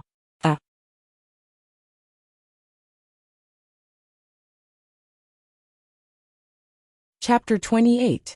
Are you trying to say that you can turn something rotten into something magical? He covered his wound and tried his best to slow down the bleeding. Otherwise, he would die from excessive blood loss. However, that did not change anything. His heart was already pierced through, and there was no way to save it. Even though he covered his wound, a large amount of grayish-brown blood still spurted out from between his fingers. I see that you understand. Dustless casually placed his hands on his waist, and looked up as he exhaled. However, I feel that this description is very suitable for me. Is that so? At the same time, there was a sudden burst of coldness behind him. Wu Chen's calm face loosened a little. Let me see what's in your heart. The voice sounded again. Dustless turned around, and saw a figure as elegant as a cloud lying on his back. He did not even feel anything when he was pressed on top of him. It was as if this person did not have a physical body, and was as strange as a ghost. You're out so soon? Dustless's voice was as indifferent as ever. He looked at the shattered void behind him, and frowned, but did not say much. The person in front of him was a young man with delicate features wearing a large coat. His pair of green eyes emitted a clear light, radiating light in all directions. It was like a piece of pure natural gemstone. It was very gentle, and it made people feel relaxed and happy just by looking at it. Their hearts couldn't help but relax. What an annoying pair of eyes. However, Dustless did not have a good impression of this pair of eyes. He only felt disgusted. This was because the owner of this pair of eyes was sizing him up, as if he was a prey. Who would like this kind of person? Let me see your void. Dath suddenly put one of his hands close to Dustless's chest and pulled hard. It was as if something was pulled out of thin air. There was a large amount of light in his hand. Dustless was stunned for a moment. This was the first time he had encountered such a situation. Under normal circumstances, it was the Lord who extracted the void of a normal human. This was definitely the first time in history that the Lord extracted the void of a lord. Ha ha ha. What an amazing guy. Dath looked rather excited as he watched the light in his hand condense into a large sword. Even Dustless stared at it in a daze. In Dath's hand was a golden sword that was more than 2 meters long. It was very dazzling, like a peerless divine sword that had a sharp edge that could cut through all obstacles. This is my void. Dustless was surprised and curious at the same time. The divine sword in front of him reminded him of the Glint Fruit's heavenly gathering cloud sword. Although there were many differences in appearance, the length and width of this sword were both greater than the heavenly gathering cloud sword. It was more than 2 meters long, but the destructive heat it emitted was almost the same. Looks like it's similar to the Glint Fruit's ability, so this is what my void is. Dustless sighed. He did not pay much attention to Dath, who was wielding a great sword. How could he lose to a rat who only dared to hide in the dark? Unbelievable. Is this power really a human's void? Dath enchanted the gorgeous photon greatsword. His hands were trembling as he gently rubbed the blade of the sword. He felt the power contained in it and praised. Perhaps the king's void is different from others. This idiot. Hearing this, Dustless sneered. He could tell at a glance that this was the power of his Glint Fruit. It was the power he first obtained. What did it have to do with void? If he had to force a connection, it was just the Glint Fruit being used by Dath in the form of a void. Before we fight, there's one thing I have to make clear. Datha's expression became incomparably stern. He said with the tone of a victor, "If you're willing to create a new world with Ingman's real name, I'm willing to stand by your side." Suddenly, his eyes became as clear as pearls. His small hands continued to rub the blade of the lightsaber back and forth. "I suddenly feel that you're more suitable than Yang Shinya to be the ancestor of the new humans. After all, your genes seem to be stronger than his. Perhaps after you combine with Ingman's real name, the new humans born will be stronger. Using a person to create a new race. Is that any different from breeding pigs?" Dustless shook his head and refused. He did not have that kind of interest. A person living for the sake of reproduction was no different from a walking corpse. As long as one was alive, one should live freely and unfettered. That makes sense. Daff was not surprised. His expression was like a pool of stagnant water. It was as if he had expected Dustless to give such an answer. Everyone's worldview was different, and their pursuits were also very different. Some people loved money, and some people viewed money as dirt. No matter the time, there would always be people who did not play by the rules. Although I can understand what you're thinking, I won't allow you to ruin my plan. Datha's eyes suddenly emitted a shocking chill. He was like a bloodthirsty beast. He held the golden greatsword with both hands, and slashed it fiercely in front of him. Boom boom boom. A huge slash swarmed over. It was unstoppable, like a fierce dragon that had broken out of its cage. It gnawed on the ground, and tore open a very conspicuous gully. It went straight for Dustless. Even after obtaining my power, it's only at this level? Looking at the vast scale of the slash, Dustless could not help being greatly disappointed. Better let me teach you how to use the power of light. As soon as he finished speaking, countless rays of light burst out from Dustless's body like a small sun.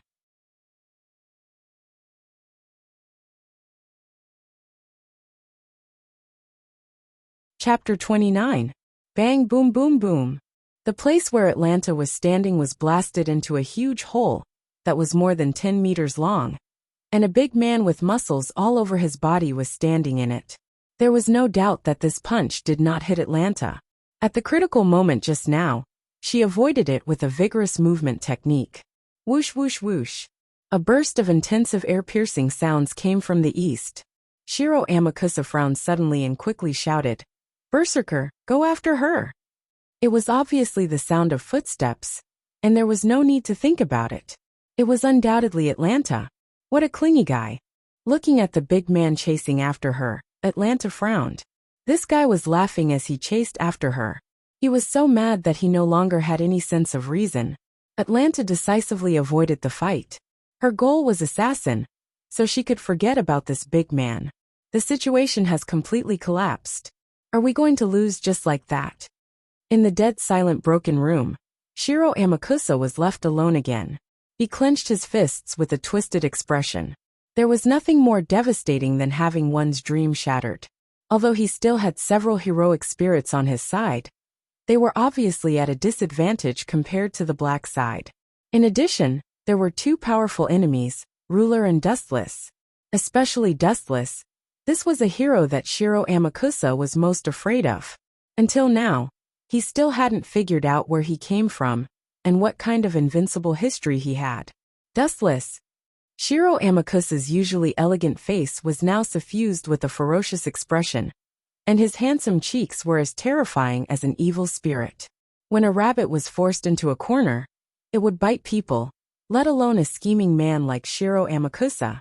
"Ah, I'm very far away, but I can hear you calling my name." An unexpected voice suddenly rang out. Shiro Amakusa was startled at first, then he abruptly turned his head. What entered his eyes was Dustless, who was slowly walking over. Previously, he had been searching for other targets, but who knew that he happened to hear Shiro Amakusa's venting roar, which attracted him here. "I'm going to grind your bones to dust." Shiro Amakusa gritted his teeth, and a few blades appeared in his hands. He looked at Dustless with an unfriendly gaze, as if he wanted to swallow him alive. "If I remember correctly, this is the first time we've met. What's with your hateful expression?" Dustless was also puzzled. It was clearly the first time they had met. Was there something wrong with this? However, Shirjun looked at Shiro Amakusa with a vicious gaze, as if Dustless had done something to hurt him. Could it be that I killed your parents? Dustless rubbed his nose helplessly, because Shiro Amakusa's eyes were filled with hatred. It was as if he was looking at an enemy who had killed his parents. You've ruined my dream and prevented me from saving the entire human race. This is countless times more serious than killing my parents. Shiro Amakusa roared, his voice hoarse. In comparison, I'd rather have my parents dead. Dustless stared at Shiro Amakusa in silence. Dream. Was the so-called dream so important that he wouldn't hesitate to sacrifice his own parents? You're too stupid. Dustless shook his head. No matter what dream it was, if he didn't hesitate to sacrifice his parents, this kind of person was hopelessly stupid. If your parents knew that they had a sad son like you, they would definitely be in despair. Dustless couldn't help but sympathize with Shiro Amakusa's parents. Wasn't it a tragedy to have a son like this? What do you know? Shiro Amakusa snorted angrily and reprimanded. The world today is filthy, and the humans today are filthy and ugly. And Shiro Amakusa pointed at his own face and said emotionally, I only wanted to use the power of the Holy Grail to change the world and purify the human race. I wanted to give the entire human race a qualitative upgrade and create a truly perfect world. But you, a demon, actually destroyed my dream. You are a sinner to the entire human race. A sinner to the entire human race? Dustless's eyes widened. This was the first time he experienced the feeling of a pot falling from the sky. He became a sinner to the entire human race, just because he destroyed Shiro Amakusa's plan? I don't have time to listen to your nonsense. Dustless couldn't be bothered with Shiro Amakusa and said bluntly, Where did you hide that Leo Jelly? Hand him over, and I'll let you die a quick death. Mordred had once begged Dustless to help save Leo Jelly, and Dustless had readily agreed. After all, it was his daughter's request. Shiro Amakusa had a sinister smile on his face. What a pity. That guy might not even be in this world anymore. If that's the case, you'll die a horrible death. Dustless's eyes flashed with a cold light. For example, this is the outcome. Whoosh whoosh whoosh. Dustless flicked his finger, and a few rays of light shot straight at Shiro Amakusa. Whoosh whoosh whoosh. Shiro Amakusa was prepared for this as well. He dodged immediately.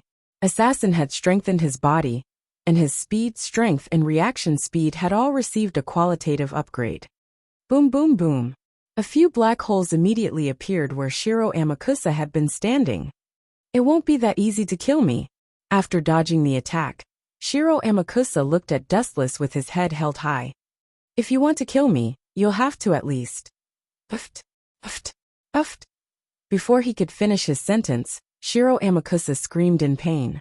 A few rays of light came from behind and easily pierced through his four limbs.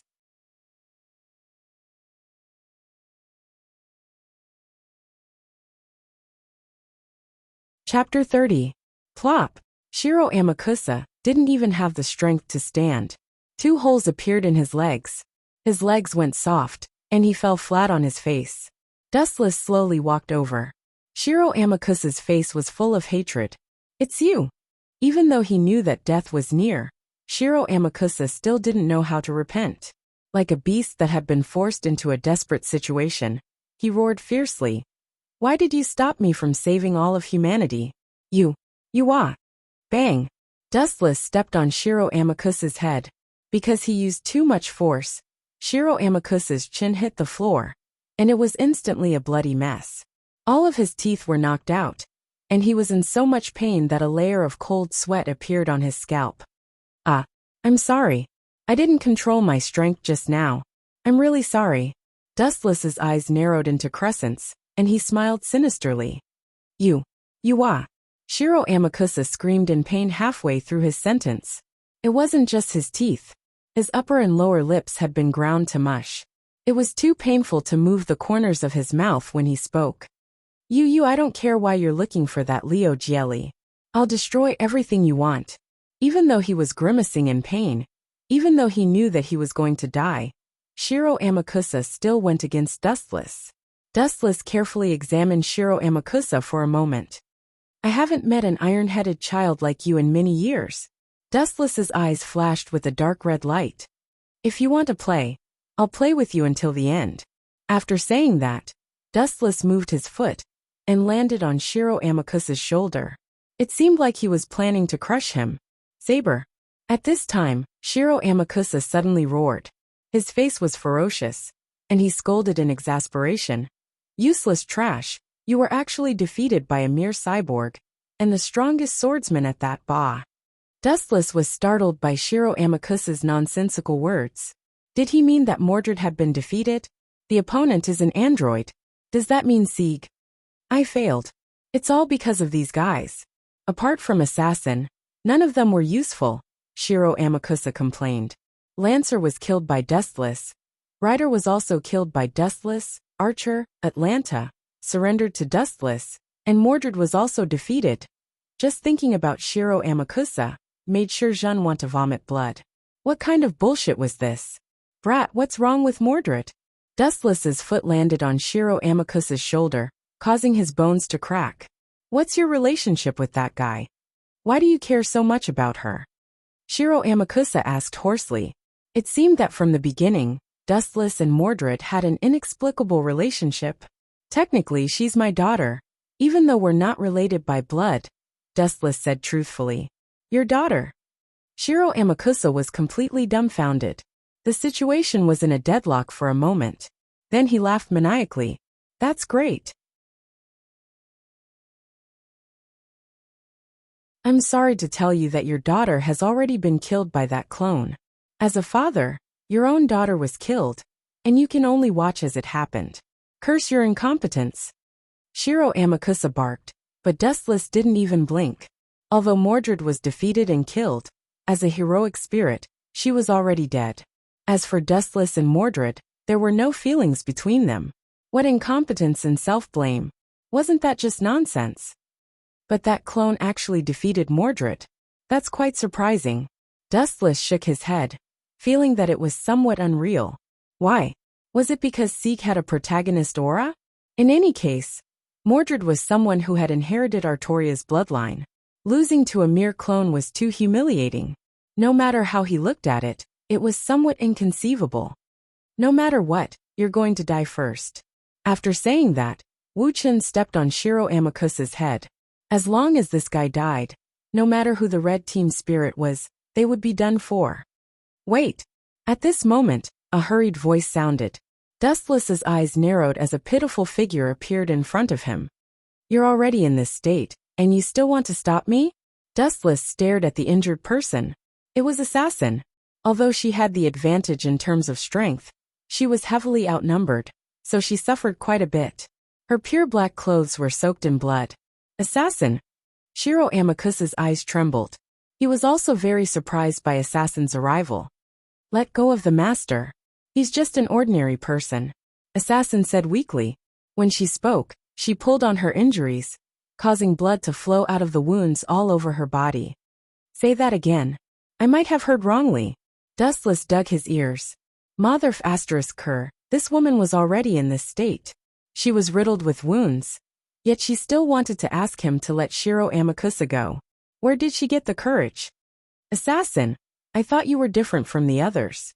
After all, as an empress, there must be something that's completely different from the other heroic spirits. Who knew that you're still the same? You're no different from those idiots. You all like to say such nonsense. Shiro Amakusa must die. Dustless's expression was cold as ice as he said cruelly.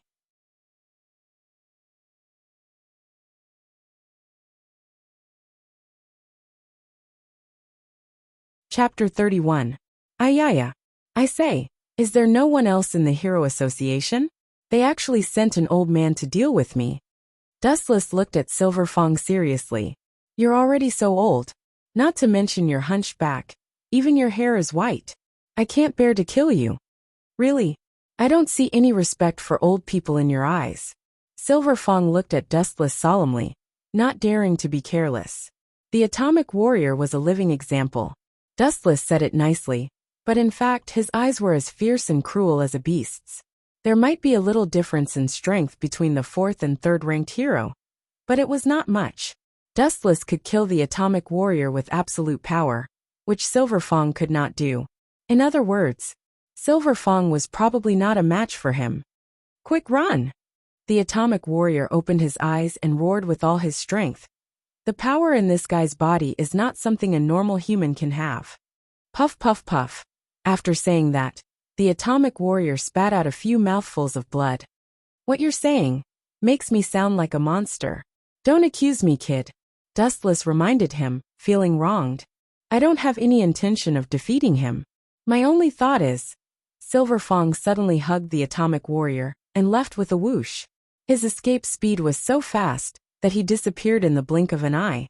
However, it was not slower than the speed of light of the glint fruit. Really?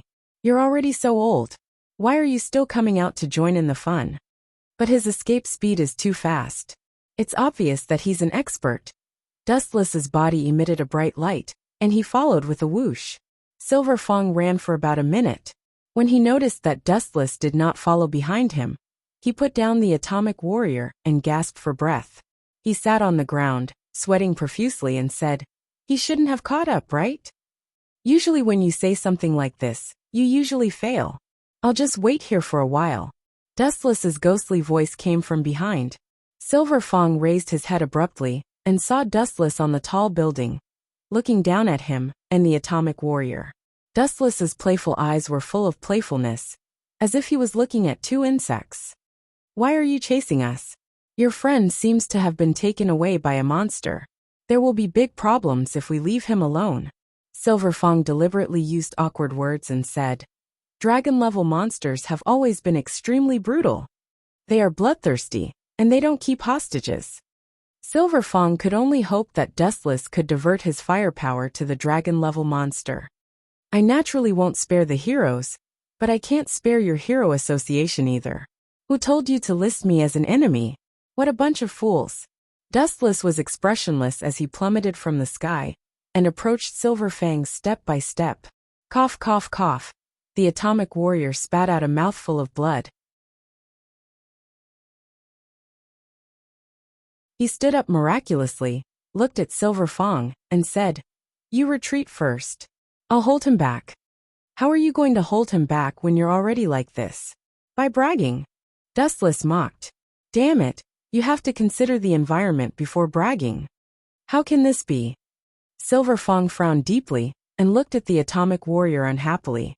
Then he stared at Dustless and said, "There doesn't seem to be any deep hatred between you and the Hero Association. I'm willing to help you smooth things over." "No need. You all think I'm a dragon-level monster. Then let's fight." Dustless refused directly. Then, 10 tails appeared on his back. The atomic warrior and Silver Fang were stunned and exclaimed, "Are you that 10 tails? Are you in your human form now?" "You can understand it that way." Dustless nodded. "Now do you understand why I'm targeting you heroes?" Dustless held his head lazily. The atomic warrior and Silver Fang were devastated. Whoosh, whoosh, whoosh. It was at this moment that a flash condensed on the left side of Silver Fang. A pure gold foot cast in gold fell directly. Lightspeed kick. This solid kick accurately landed on Silver Fang's body. Silver Fang groaned in pain, and then his whole body disappeared. Boom! The apartment not far away was directly hit by Silver Fang. This old man's body is quite hard. That kick just now was like kicking a diamond. It seems that he has trained his body quite a bit. Dustless muttered, then stared at the atomic warrior with terrifying eyes. "Let's start with you. Go to hell." Laser. A beam of light pounced on the atomic warrior. His memory had been extracted, and this guy had no value. Dustless didn't need to show mercy. Poochie. The scorching beam penetrated the atomic warrior's head. His skull was directly penetrated. On the top of his head, a fist-sized hole was extremely conspicuous. Plop. The atomic warrior fell to the ground. At the moment of his death, his eyes were wide open. Ayaya. I say, is there no one else in the Hero Association? They actually sent an old man to deal with me. Dustless looked at Silver Fang seriously. He's old. Not to mention his hunched back, even his hair is white. I can't bear to do it. Really? I don't see any respect for the old man in your eyes. Silver Fang looked at Dustless solemnly. He didn't dare to be careless. The atomic warrior was a living example. There might be a little difference in strength between the 4th and 3rd ranked hero, but it wasn't much. Dustless could kill the atomic warrior with absolute power. This was something that Silver Fang couldn't do. In other words, quick run. The atomic warrior opened his eyes and roared with all his strength. The power in this guy's body isn't something a normal human can have.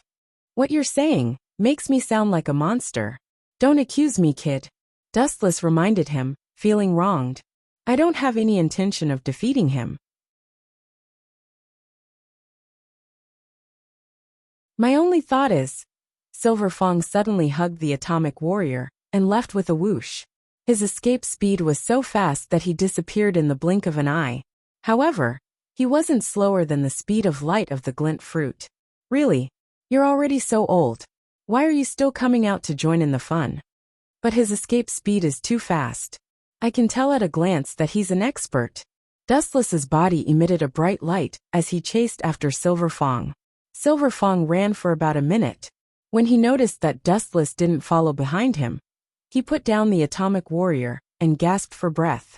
He sat on the ground and said, sweating profusely, "He shouldn't have caught up with us, right? Usually when you say something like this, you usually fail. I'll just wait here for a while." Dustless's ghostly voice came from behind. Silver Fang raised his head abruptly and saw Dustless on the tall building, looking down at him and the atomic warrior.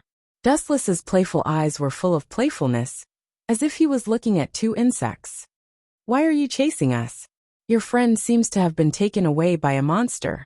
If we leave him alone, there will be big problems," Silver Fang said in a deep voice, deliberately using embarrassing words. Dragon-level monsters have always been extremely cruel. They are bloodthirsty. They don't keep hostages. Silver Fang only hoped that Dustless could divert his attention to the dragon-level monster. "I naturally won't let go of Hero, but I can't let go of your hero association either. Who asked you to list me as an enemy? A bunch of idiots." Dustless was expressionless. His body fell from the sky and approached Silver Fang step by step. Cough, cough, cough. The atomic warrior spat out a mouthful of blood. His little universe exploded as he stood up miraculously. He looked at Silver Fang and said, "You retreat first. I'll hold him back here." "You're already like this. How are you going to hold him back?" "By bragging." Dustless mocked. "Damn it. You have to consider the environment before bragging. How can this be?" Silver Fang immediately frowned deeply and looked at the atomic warrior unhappily. Then he looked at Dustless and said, "There doesn't seem to be any deep hatred between you and the Hero Association. I'm willing to help you smooth things over." "No need. You all think I'm a dragon-level monster. Then let's fight." Dustless directly refused. Then 10 tails appeared on his back. The atomic warrior and Silver Fang were stunned. They exclaimed, "Are you that 10 tails? Are you in your human form now? You can understand it that way." Dustless nodded. "Now do you understand why I'm targeting you heroes?" Dustless lazily hugged his head. The atomic warrior and Silver Fang's hearts were dead. Whoosh, whoosh, whoosh. At this moment, a flash condensed on the left side of Silver Fang. A pure gold foot cast in gold directly fell. Light speed kick.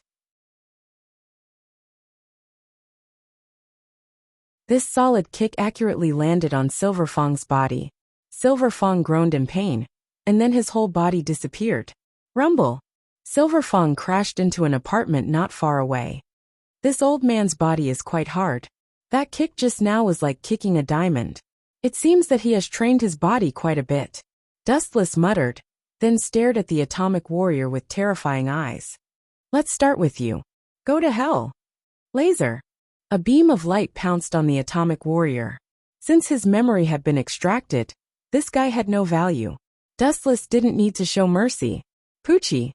The scorching beam penetrated the atomic warrior's head. His skull was directly penetrated. On the top of his head, a fist-sized hole was extremely conspicuous. Plop! The atomic warrior fell to the ground. At the moment of his death, his eyes were wide open. Ayaya. I say, is there no one else in the Hero Association?